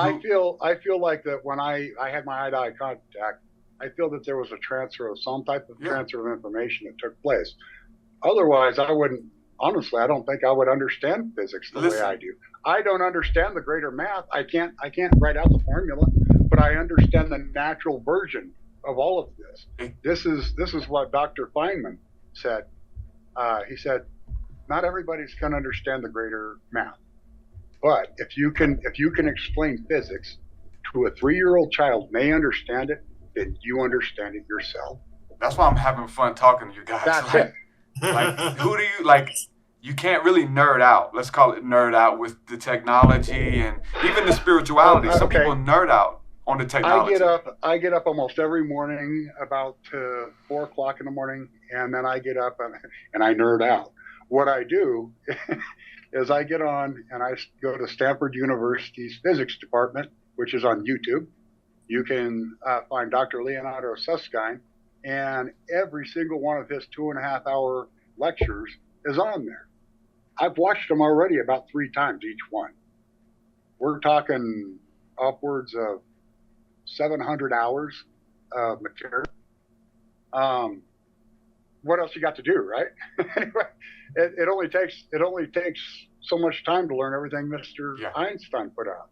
It only takes so much time to find out Dr. Brown's work. It only takes, every one of these physicists all have a cutoff point when they die. So you can kind of read all the way to their material or see all their material or learn everything. And you don't have to be a rocket scientist well, actually you wouldn't be a rocket scientist if you're working with magnetism, no, would you? Anyway, if you're dealing with particle physics, at least. He's a Dr. Leonardo Susskind is the lead physicist in string theory physics in the world, and he just gives you the course for free. Ever since I saw that, now first off, like Donald was saying, I used to love my beer. I used to shoot. That was my life. Ride my Harley, go out, just do that stuff. That's all I did. Well, I sold my Harley since I've seen this. I don't ride anymore. I climb mountains instead. Or I will be climbing mountains. As soon as I'm not injured, I'll be back to climbing mountains. Anyway, I like to go to the top of mountains. I like to get camera gear. I like to do this whole new thing of videoing things. I still have the guns. I have to have the guns when I go up into the mountains because I'm not really afraid of the UFO people. I don't think that my guns would do much to them. But it's bears and cougars and all kinds of things that like to see this guy that can't outrun anything. I got to be able to at least have some kind of stand. So we do have a video of the making of the making of the documentary. We do have a small 20-minute video. It's on Alien Strand there on YouTube. Nice. And you'll find it on my Leds Productions too. It's there too on that YouTube. Yeah. And about a 20-minute, and it shows you what we did, the hike that we did, everything that we went through to go record this movie and film this movie. And it's about 20 minutes long, but it's a good thing, and watch it to the very end because it's got a nice surprise at the very after the credits. So after the credits, check it out. I'm talking about the 20-minute the making of. Yeah. Wow. Yeah, man. This stuff is so exciting because I think it's for us as a society, it's coming back into the open again. It's like what was only for the priest class or for the top lines of the government, which they, I guess, feel it still is. It's now trickled down to whoever's interested, and all you got to do is ask and go out with your cell phone or whatever.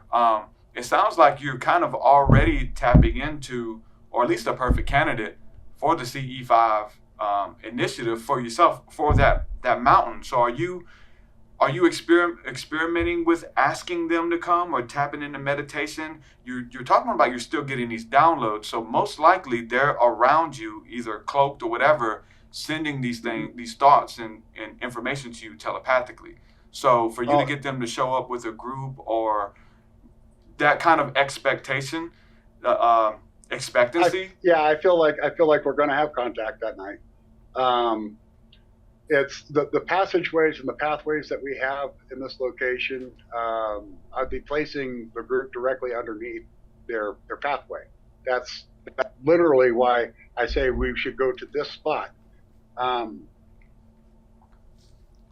It's real easy. You find a place that's kind of a hot spot, some place that you've heard a lot about UFOs. And before this, you didn't really hear much about it, except you heard stuff at Shasta, you heard stuff at Adams. Yeah. That's it. You never heard anything about what's between the two. Okay? Well, this is the pathway. This is where they're going. They're going between that mountain to that mountain. And when I say Cascadia Passage, now keep in mind, this passage goes into a diagonal. You remember how I said it goes off from, and it splits out from the equator? Well, this right here goes down to a finite point out to the Grand Tetons and the Rocky Mountains. Okay, you know where Jackson Hole, Wyoming is? Okay? Not right off. That's also the middle between Mount Shasta and Mount Adams. That's also another middle point. Now you got a triangle. Okay, so anything that falls underneath that triangle, you wouldn't believe the things and the objects that are on the ground. There is a geoglyph that we discussed it a tiny bit while we were up at the top in the middle. When me and Jonathan are sitting and having a conversation beside the Cascadia Guides, I bring up there's another geoglyph that's out a place called Antelope. Yes, the Antelope Refuge. Yeah. What's that? Yeah, Antelope Refuge. Antelope Refuge. It's they call it Heart Mountain Antelope Refuge, and out in the Heart Mountain Antelope Refuge is a place called Fluke Lake. Well, right beside Fluke Lake is a giant geoglyph. We're talking on the scale of miles in size. All right. If you walk down into the Antelope Canyon, which is right beside it, you'll see a petroglyph on the side of the wall, and this big petroglyph that's on this wall, if you were to turn it up like this, and it's basically that's what's behind it. It's this giant geoglyph, and the whole petroglyph is everything that you're looking at if you were like above it in a balloon or an airplane or something. Yeah, remember when Terry was talking about the spiral thing, that how we all see those in the geoglyphs or petroglyphs. Yeah. Well, in that geoglyph that he's talking about, when you go above Fluke Lake, Go to your Google Maps, look down, and you're going to see that spin. It's going to be like a spin of a big geoglyph. Huge. I'm talking huge. It's massive. In miles. That's how big this thing is. So Almost looks like dozers put it up. But keep in mind, this is an animal refuge that's pristine. Nobody's touched it. yeah. Nice. Nobody. And The it's, Native Americans, the only ones. and it's kind of crazy how you were talking about how Terry, you know, how they communicate with Terry, and how maybe they planting the seed for him to get more disclosure out, and just to get it out there in a way to where people can understand, right? What he was talking about physics. Well, you're talking about Tesla too. Like, we know that he was talking about being in touch with alien technology or waves that were being downloaded to him and from another planet or from the air anyway. You know, Right. so. And Yeah. those are the conversations that me and Terry had. We just talked about this a few months ago. He said, "Man, you know what, Donald? Man, I was supposed to meet you. I don't know how, but I was supposed to meet you. This was supposed to happen." And he tells me these things, you know, and I'm like, you know what? I think you're right, because now, you know, we're pulled into something that we're starting to dissect little by little, and we're starting to show people how to do these things, and how to and have these podcasts with you as well, you know, to show folks that this stuff is real and it's out there. We're just trying to figure out what it is, you know, and like Terry said, you know, I was supposed to meet you. I was supposed to do this. We were supposed to do this, man. And he goes, don't tell me how I know this or what makes me think but this is supposed to happen. Yeah. And you know what? It's been unfolding for the past, you know, year and a half now. Yeah. And the film actually came out on January 12th. It was released on Amazon. So What's the reception been like as far as the UFO community and the viewership? Is it tapping into the algorithms now that this stuff is going on? Like putting this stuff out yourself and kind of having your own, you know, budget and have to do it yourself essentially. Like, how's it been to be independent and take on a big task like this? You know, is it reaching a We lot get of people? thrown How a do you feel? Facebook jail a lot. Yeah.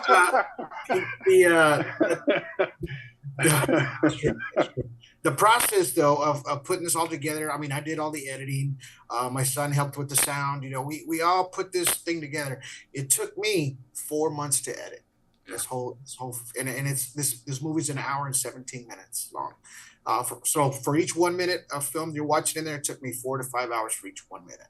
Anyway, by the time we got it out to platforms, it took 2 to 3 months to get all the, you know, dot the I's, cross the T's, yada, yada, all that good stuff. And it's actually doing very well out there on Amazon Prime. You know, we're starting to move on as far as rankings. There's a major ranking system.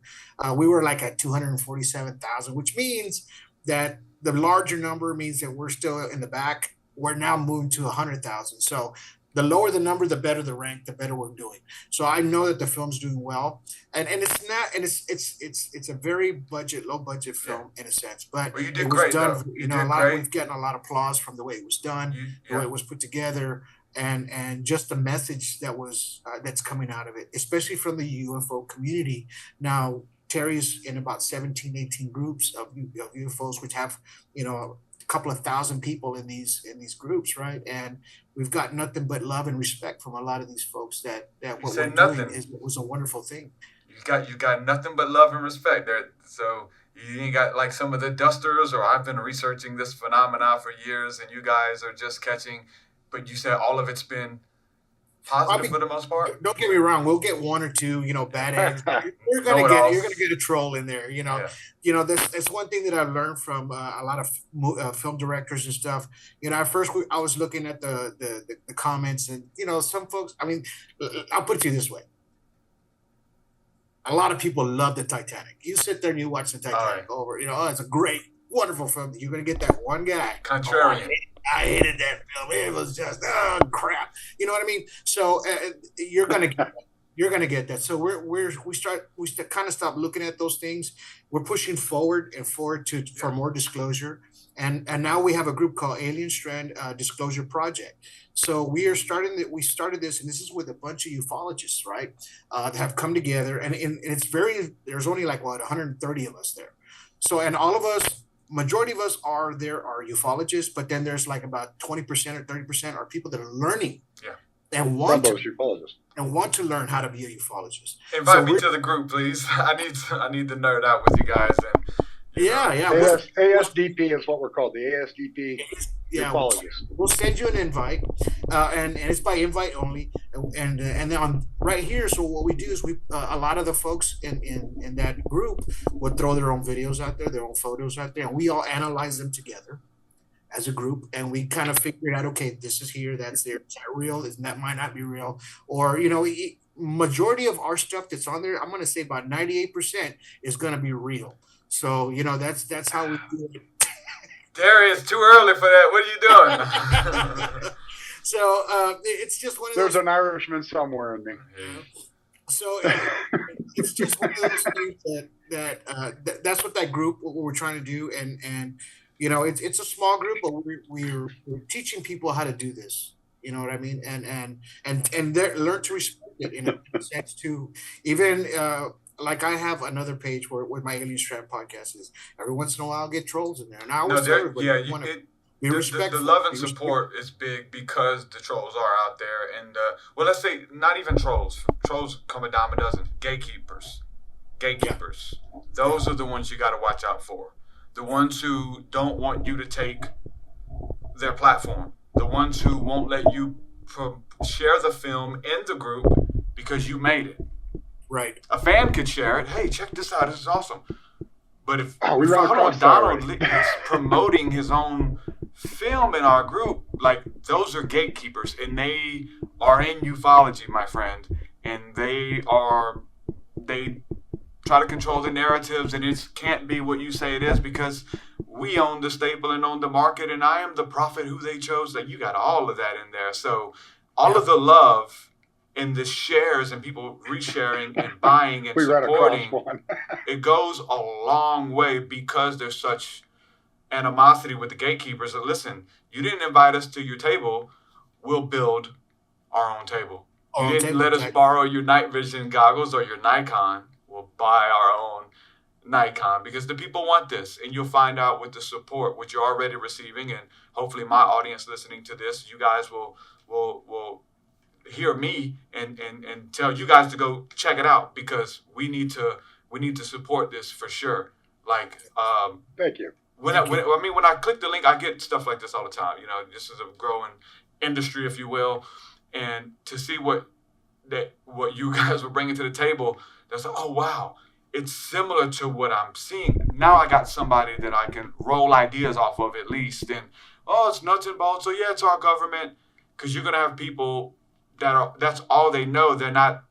You can't tell them any different. It's only dust. Right. It's only dust. They haven't encountered it. They haven't experienced it. And so to have people who are open for the conversation, who are like giddy like a kid when it comes to this is the energy that I feel they work with anyway. So. And we're the people that have the boots on the ground, just like yourself now. Now you got your boots on the ground. Now you got your feet planted in the dirt. Now you're taking the pictures. Now you're shooting a video because you saw something. Terry's the same way. He's got his boots on the ground.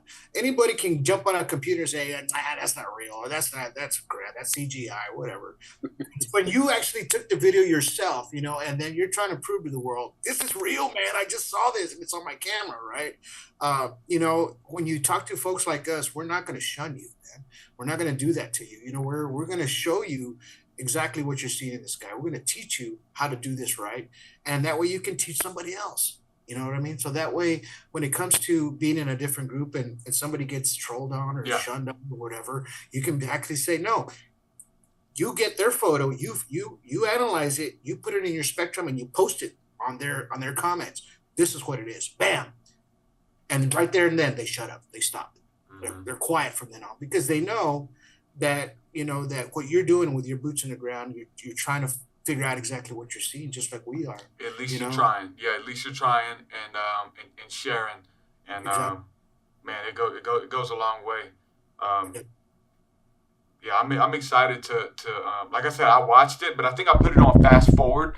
There's this when we bringing in so much information, man. It's like, okay, I just gotta. We watched the movie The Whale the other night, and I watched all of it until I fell asleep at the end. And my wife, I'm like, hey, what happened? And she's like, you shouldn't have fell asleep. So I'm like watching it in between stuff, and I like got it on like turn the speed all the way up. So he's talking input. I just need the input. So I want to go back and watch it in slow mo and watch it in real time. I kind of did to the footage what I do to my footage, either slow it down or fast forward it to really see what's going on. But to get the gist of it, to know that, man, I want to have this conversation with you guys and promote your work and encourage you to keep doing it. And we're getting to the bottom of some interesting things. Maybe we'll never get to the bottom. Let's say that. But, you know, it's a hobby, and it is a spiritual connection. It's helping so many people with these films and just you going out there spending it. They don't know what goes into this stuff. They don't know how many hours you sit out there or stare at the computer slowing stuff down. And, oh, is that one? Let's edit it. And then now they get a photo. Oh, that's crappy. Well, you don't know what it took to travel up the mountain, to capture it, to bring it back down, all that. So salute to both of you guys with your boots on the ground. One question I do have here towards the end.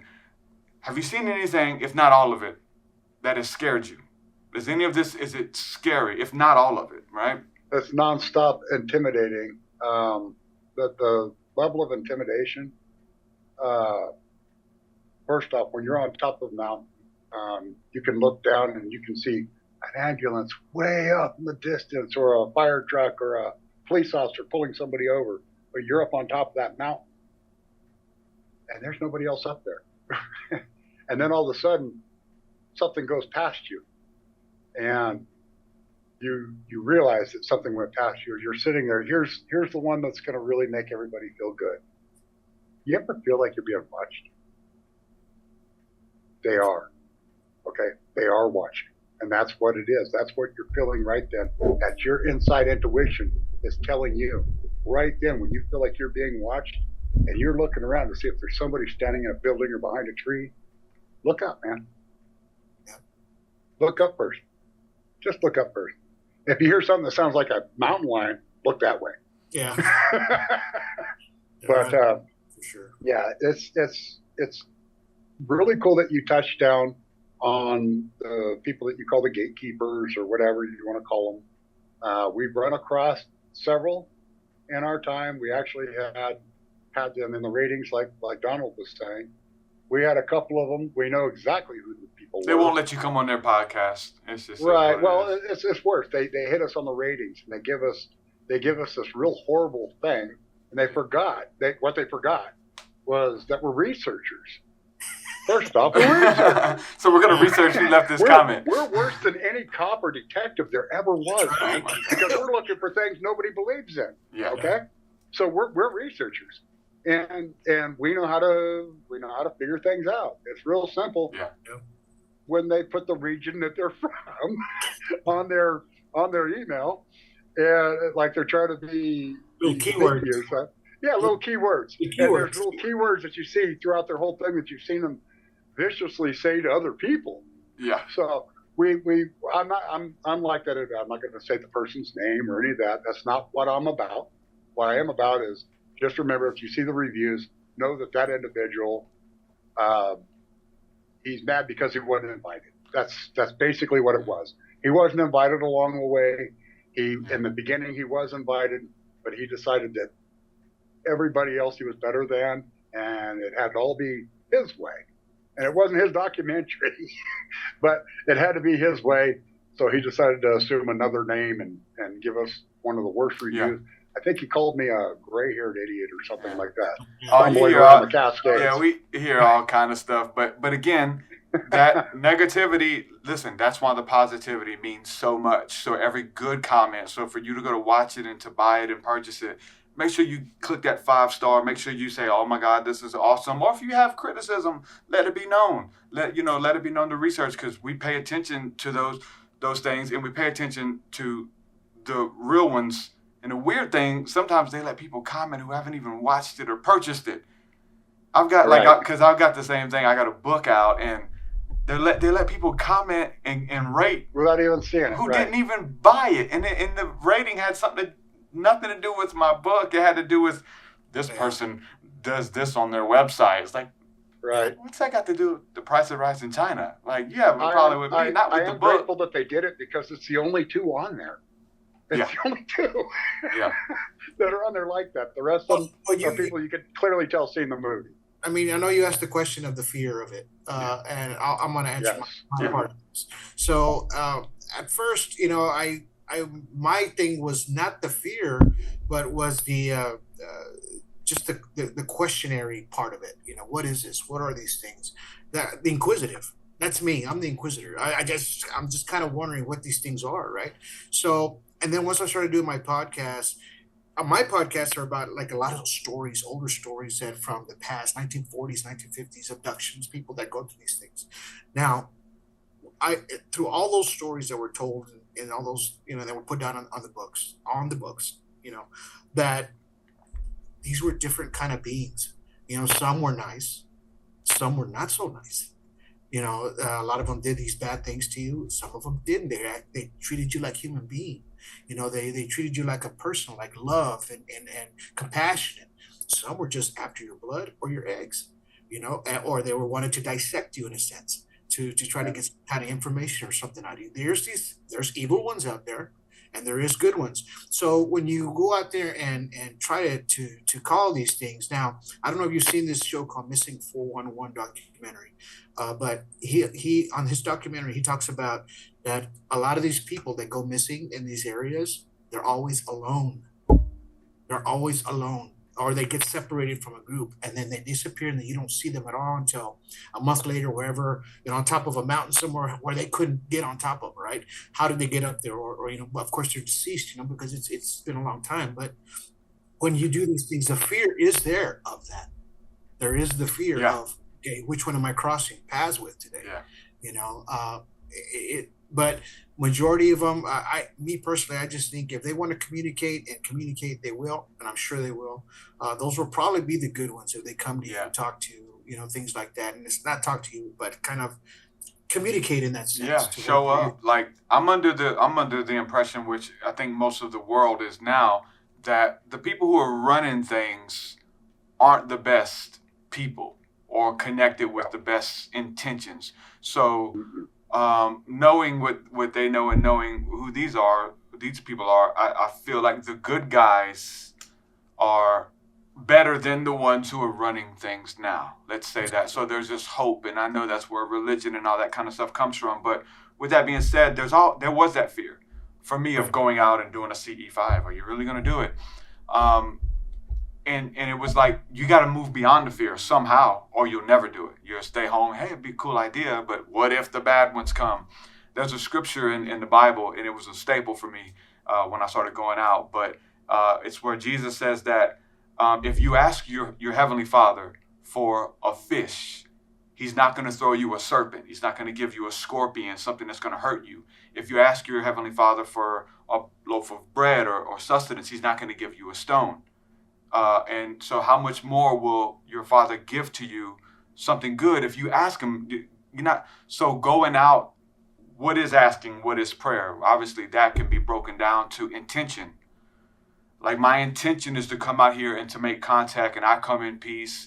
You know, or you can say the prayer, the kind of thing. And so that, knowing that, or believing that, helped me to go out and say, hey, Father, God, whoever you are that created me, will you allow me to see one? Can I see one? Will you allow one to pass by my face if they're traveling back and forth from heaven to earth like the Bible says? Can I see one? And then I started seeing them. And then it started evolving. This is years ago. This is in 2008. And but you move beyond the fear. But it's still... But I think the deeper you come into it, you know, you got to keep doing it, because the more research you uncover, you find out new things, and you find out, you know, that there were ancient gods that ate humans, or people sacrificed other humans to other gods, and the Mayans even, and supposedly these things were going down. So, yeah, like, you know, all the questions are there because we don't know the narratives, and probably, like we've been talking about, there's a bunch of them that overlap in a bunch of different types of beings. But I think what you attract, or what your intention is what you see. I think that's how the spirit world works anyway, and I think that they're traveling back and forth through what we call the spirit world. Yeah. Well, I mean, they could have taken Terry and his son that night. They could have. Maybe they did. They didn't. You know, that's a fast Subaru, though. That's a very fast Subaru. But and they waved, kind of like waved his hand. It waved his hand and smiled at. So of course, you're talking to something that saw him, or whatever he saw was intelligent, of course, and was communicating with him some way that probably you and I have not been able to experience yet, in the way he experienced it. So to give him that eye-opening or mind-opening. Something happened to him. You know what I mean? So are there bad ones out there? Yeah, there are going to be some out there. Good ones? Yeah. And just like you said, you attract the good ones. You attract the good ones. So Terry happened to be there at the right time, at the right moment, 5:30 in the morning, you know, during a lunar eclipse, and it just, you know, he happened to come across something that he had never seen before. And that's what this film is about. Whatever he found afterwards and everything, you know, it all came together. It all came together like in one big, I don't know, it's kind of hard to say, like a plan. You know what I mean? Like a bunch of orbs coming together, forming a ship. There you go. Came together like that. There you go. You know why they want to abduct me? Because I'll steal their ship. I'll be all about it, buddy. I'll be all about taking it from them. Swing by your place and show you what I got. Heck yeah. I'm telling everybody, you know. It's like, you'll keep it to yourself. Aliens don't leave the keys in the ship if I find it. There you go. There you go, man. I got friends all over the world. I want to see if take your car. I'll take your car. I don't know if you guys checked out any of my work, but obviously I'm totally into this as well, a student, and I do music. So I've been doing hip hop, rap about UFOs and stuff for years now, and so I've got rap songs about the mountains and Mount Shasta, UFOs up top, Mount Shasta, chariots of fire, all that kind of stuff. So if you guys need music for the soundtrack, music for the movement, I want to hear one of your raps on Mount Shasta and the UFOs. Donald, what's the chances of that being part of something? Oh yeah, it's a high probability chance. That's a high probability, dude. You just said. I think we were supposed to meet him today. Yeah, I think so too. Soundtrack. I am certain. I love it, man. And people, I love sprinkling it out there for people who don't know it, right? Because that's what man. They don't see what goes. They only see what you show them. Exactly. They don't see the hours of. And I'm at the point now, which I'm sure you are, Terry. Like certain days, there's so much footage. Which one do we zoom in on? Have you seen that where like the sky is like littered with craft? Yeah, I have. So my wife caught something that neither me or my stepson saw. We all went out. We walked to Helena Peak. I can see Helena Peak perfect from the edge of my driveway. So we walked out to the edge of my driveway, and my wife saw what looked like sparkles going across, almost like a firework had went off. She's the only one that saw it. It really ticked us all off because it was the first one she had seen. So, but none of us got to see it.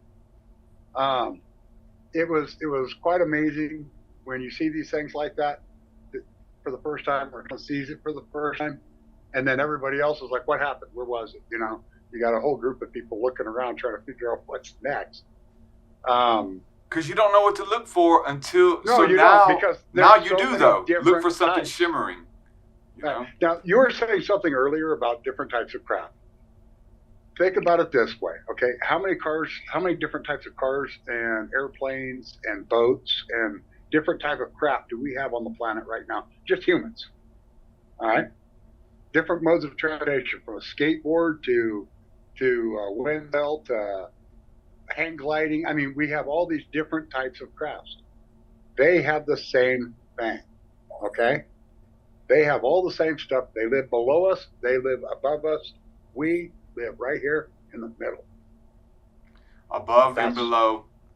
I don't know. Above So and below. I want you to remember this one, okay? Same as above. Above and below are the same. yeah, As water, above is, so is below. water. You understand? You understand that? As above, so is below. Yeah. I'm not trying to say any kind of witchcraft or any crap like that. What I'm saying is that saying, that little saying, Yeah, as above, so is below, meaning that below us is another whole city's life, everything. They've got their own structures. They've got their own. I mean, I can't tell you if they're sitting there watching our podcast right now. I can't tell you if they're walking along a wall like a damn lizard and catching bugs because, that's what they might eat or whatever.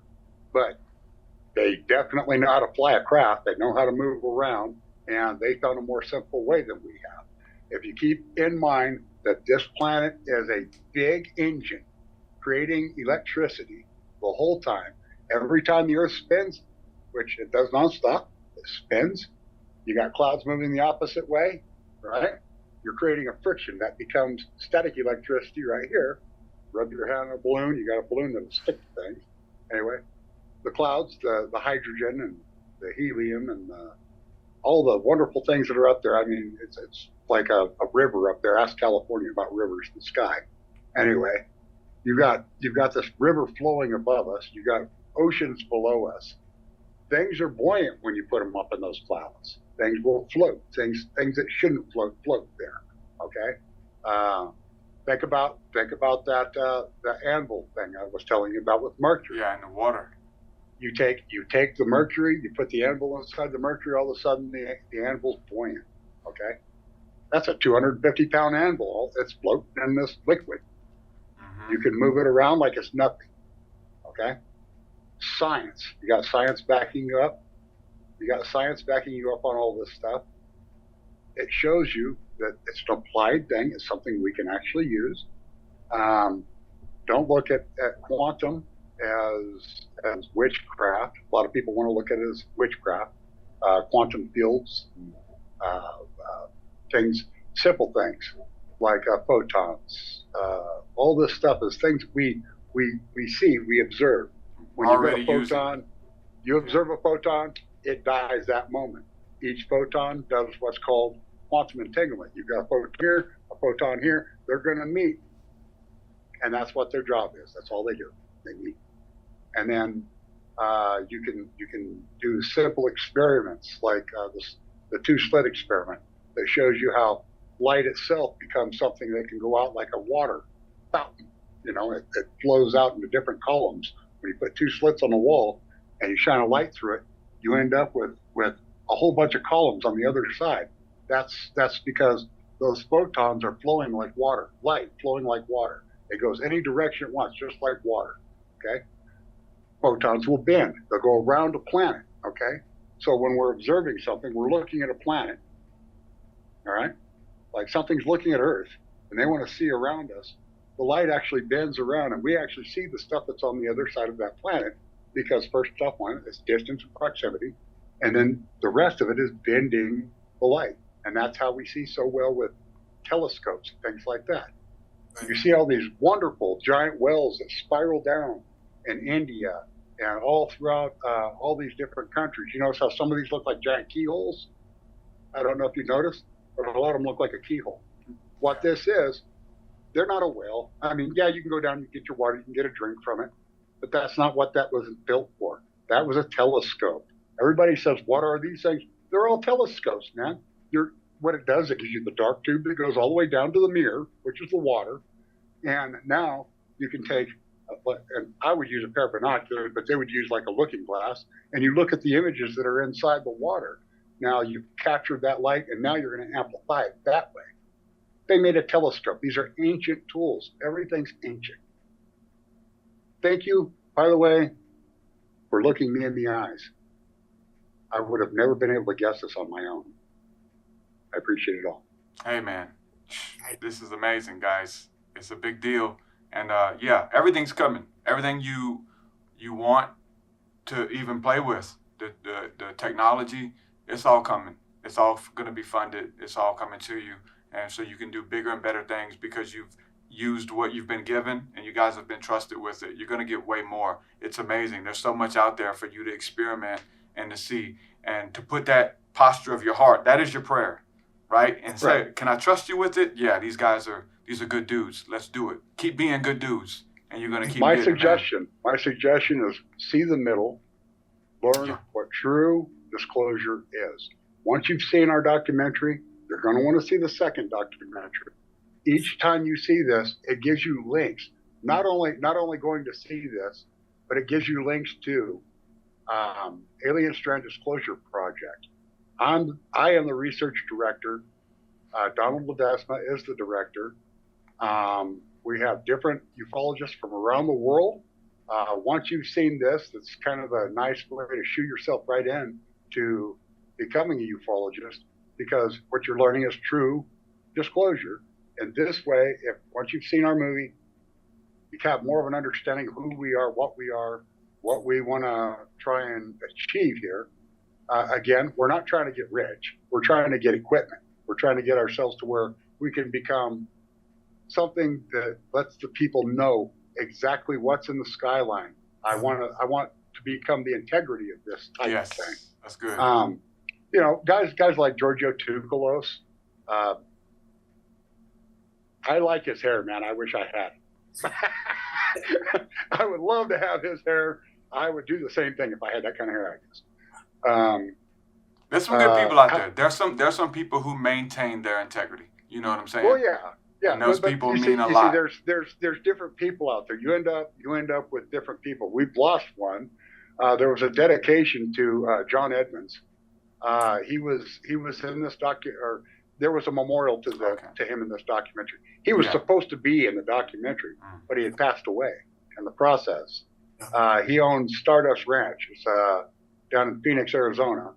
It's got its own whole story to itself. It does. Down in Goodyear. And he's written books, and he talks about it's called the Alien Ranch in Phoenix. And they're sitting along the side of the Estrella Mountain Range. Well, on the other side of the Estrella Mountain Range is one of our Alien Strand Disclosure researchers. This guy's sitting over there on the other side, Tino Gallegos, and this guy has nonstop footage confirming every single thing that John Edmonds had to say. John Edmonds didn't know him. I love that. John Edmonds didn't know Tino. Tino didn't know John Edmonds. I introduced the two of them. They became friends just before John died. That's right before he died. And John Edmonds got to experience kind of like walking with the Greys. Wow. So he did. Yeah, he got to experience that before he died. So, but no, he had some violence. He had some violence occur with it too. Yeah.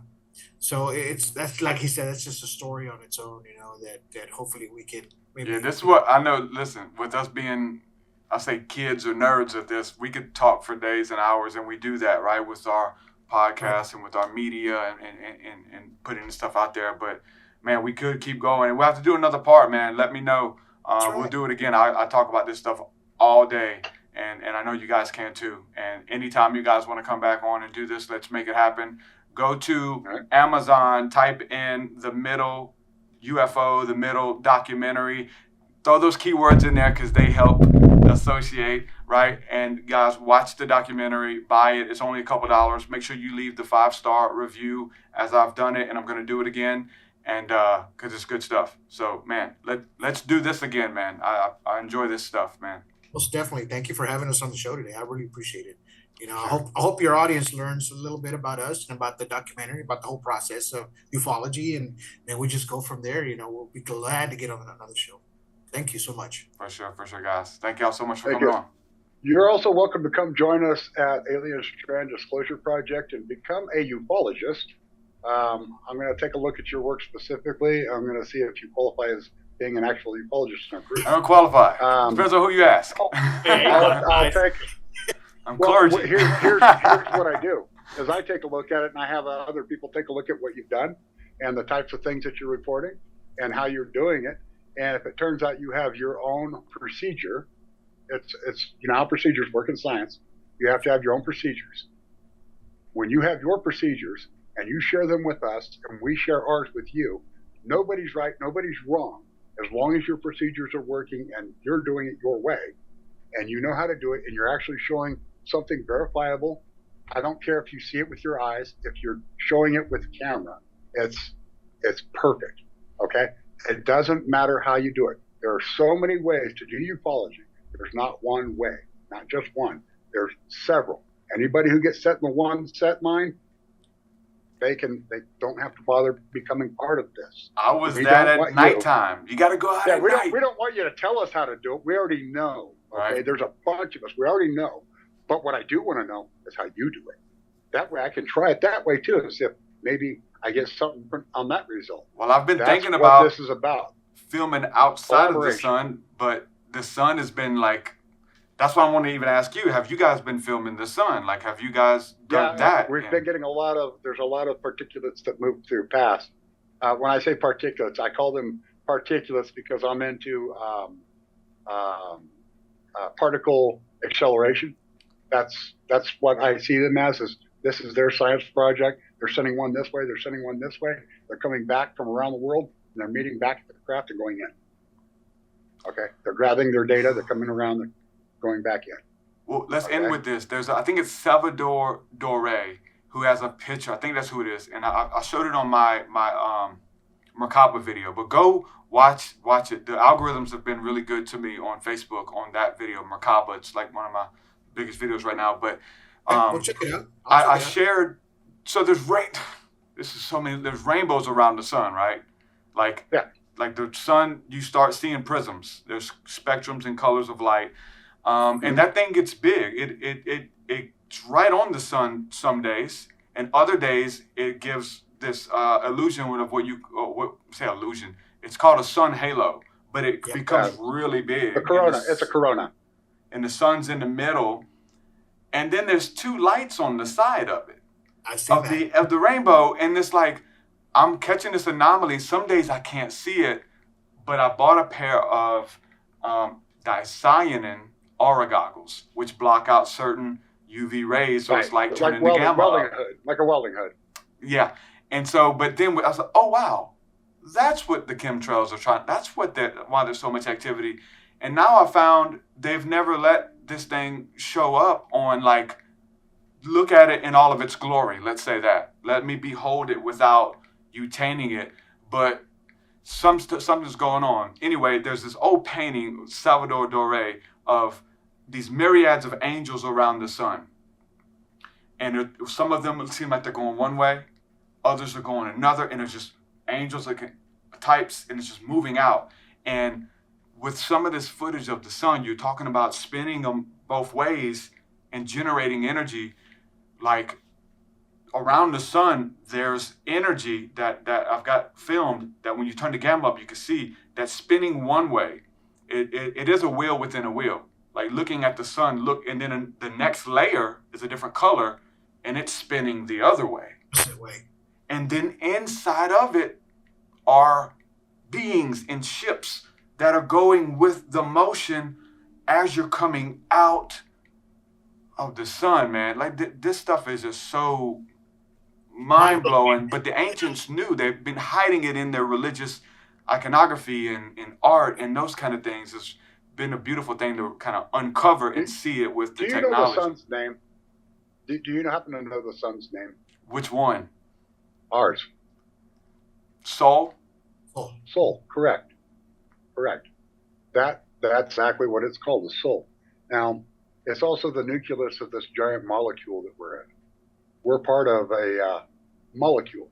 If you look at how a molecule is built, you'll see that there's a power source, which is the nucleus, and it has electrons, neutrons. You got all these different little things that attach to it. We have a little moon that's attached to us in a quantum lock. It all shows up identical to particle physics. Now you're moving particle physics into astrophysics. They're the same thing. We are the makeup from one end of the universe to the other. Everything is identical. Yep. It's all made up of the same stuff. Earth is becoming a sun. Earth is becoming a sun. In a sense. In a sense. Well, let me ask you this. Can some of these so-called ships be their own universe that's becoming a sun. There's colors around them.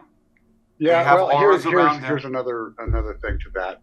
If you think about it, go all the way down to subatomic, okay? Go to the subatomic level. You go to, I'm not sure how you'll take this one. It's called the boson Higgs. They call it the standard model. You know what that is? Mm-hmm. That's Hadron where you collider. collide two particles. Yeah, you collide two particles, and you get and it's a reaction. Yeah. And they call that's the Big Bang Theory. Yeah. And what happens is these two particles, when they hit, bam, it throws off stuff this way and it scatters off this way, kind of like a shotgun blast. And you got poof. And now you got rotation, which is why they call the boson Higgs, because there's a rotation happening and occurring. And it's like forming little planets. All of this stuff is just a little tiny universe or galaxy solar system. We'll call it a small microscopic solar system. Soul. All these things are taking place all at once, instantaneous, and they're gone just that fast. Now, our entire life, millions and billions of years of here, could be just that, an experiment to us that seems like millions and billions of years, and it could all just end instantly, right? However, we seem to have these things. We got hands. We've got all this wonderful stuff that teaches us how to become resistant to things. Like we end up with sickness. We're more like a resistant bacteria because we know how to fight it. Okay. We live on the surface of something. We overcome that surface. We take it over. We're kind of a cancer because we destroy stuff as we're moving along. That's what we are. We're like a bacterium that's moving along the face of this planet. Probably something one of these aliens got rid of on their planet because we take stuff. We take stuff. Well, you mentioned chakra at the beginning, and in the middle I of the did say chakras, chakra. you have a solar plexus. You have a sun, a light within each one of us. Top of your head, you got your North Pole, you've got your South Pole. And when you have a North and a South Pole, just like our planet, just like our sun, everything has to flow. We have an electric flow that flows through our body. We put out things that we want in the world. Sometimes we can manifest those things just thinking about it. Sometimes it takes time to manifest. I'm manifesting. I manifested a documentary. Guess what? I met Donald Ledesma. Hey, listen. What else you want? You Ask can't your go father. wrong. Put it out there. Put it in your heart. It turns out this guy knows how to make movies on top of it. I mean, he took a really small budget, and once you've seen this documentary, you're going to go, how did he do it on that budget? Yeah. It took time. It took a lot of time. It definitely took education. That man knows how to operate a camera better than me. I say not was. It is great. People have to go watch it. He knows how to operate a camera better than me by a long shot. So I ended up meeting up with somebody that knew how to do the job. He did the job perfectly. He believed in me. That was probably the hardest part of all of it. Honestly, if you walk up to somebody who knows how to do all the stuff Donald knows how to do, and you got my story, he better have some irons in that fire, because if he don't, he's going to laugh at you before he hangs up. There's something in it, man. That's what it is. You have to have somebody that knows what they're doing and knows the subject and knows how to take that subject seriously and use it. Yeah, and doesn't laugh at you. Doesn't laugh at you. I mean, and actually takes a subject and realizes the person is not kidding. They're telling you exactly what came, and they saw that this is what it is. And I got to tell you, out of all of this, since this documentary and all of this has started, Donald, not only did he believe in me, but he put this whole thing together, and he's brought something really wonderful to disclosure. People are able to see this art that he's done, because his end is very much artful. I mean, there's hours, there's time. It depends on how you tell the story, man. It yeah, really does. He's telling the the music, story. He's making sure it's getting out. Toning, lighting, all of it is beautiful art, man. Guys, we'll do this again. I know we can keep going on. I totally can. Love this. Great meeting you guys. Send me the link. I want to join. I want to share. You know, I haven't shared much of it, only little pieces, but I'd love to just roll ideas and see where we can take this. And I'm going to be taking a journey up to Oregon and Washington soon, and maybe we can connect while I'm up there too. I'm going up there with family, but I'm also being asked to do retreats and CE5s at Shasta that maybe we'll do this together, document it. Sky's the limit. Awesome. Or is it? That'd be beautiful. Or is it? Yeah.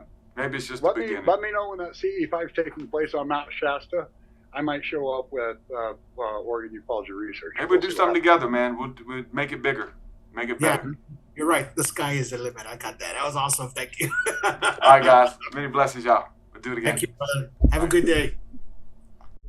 Your well, so much higher than mine, so much higher than mine, so much deeper than mine, so much deeper than mine. Well, that does it for this episode, folks. To hear more episodes of the TruthSeekah Podcast, head over to TruthSeekah.com. And if you're wanting to support the show and get rewards, go to our Patreon page at patreon.com/TruthSeekah.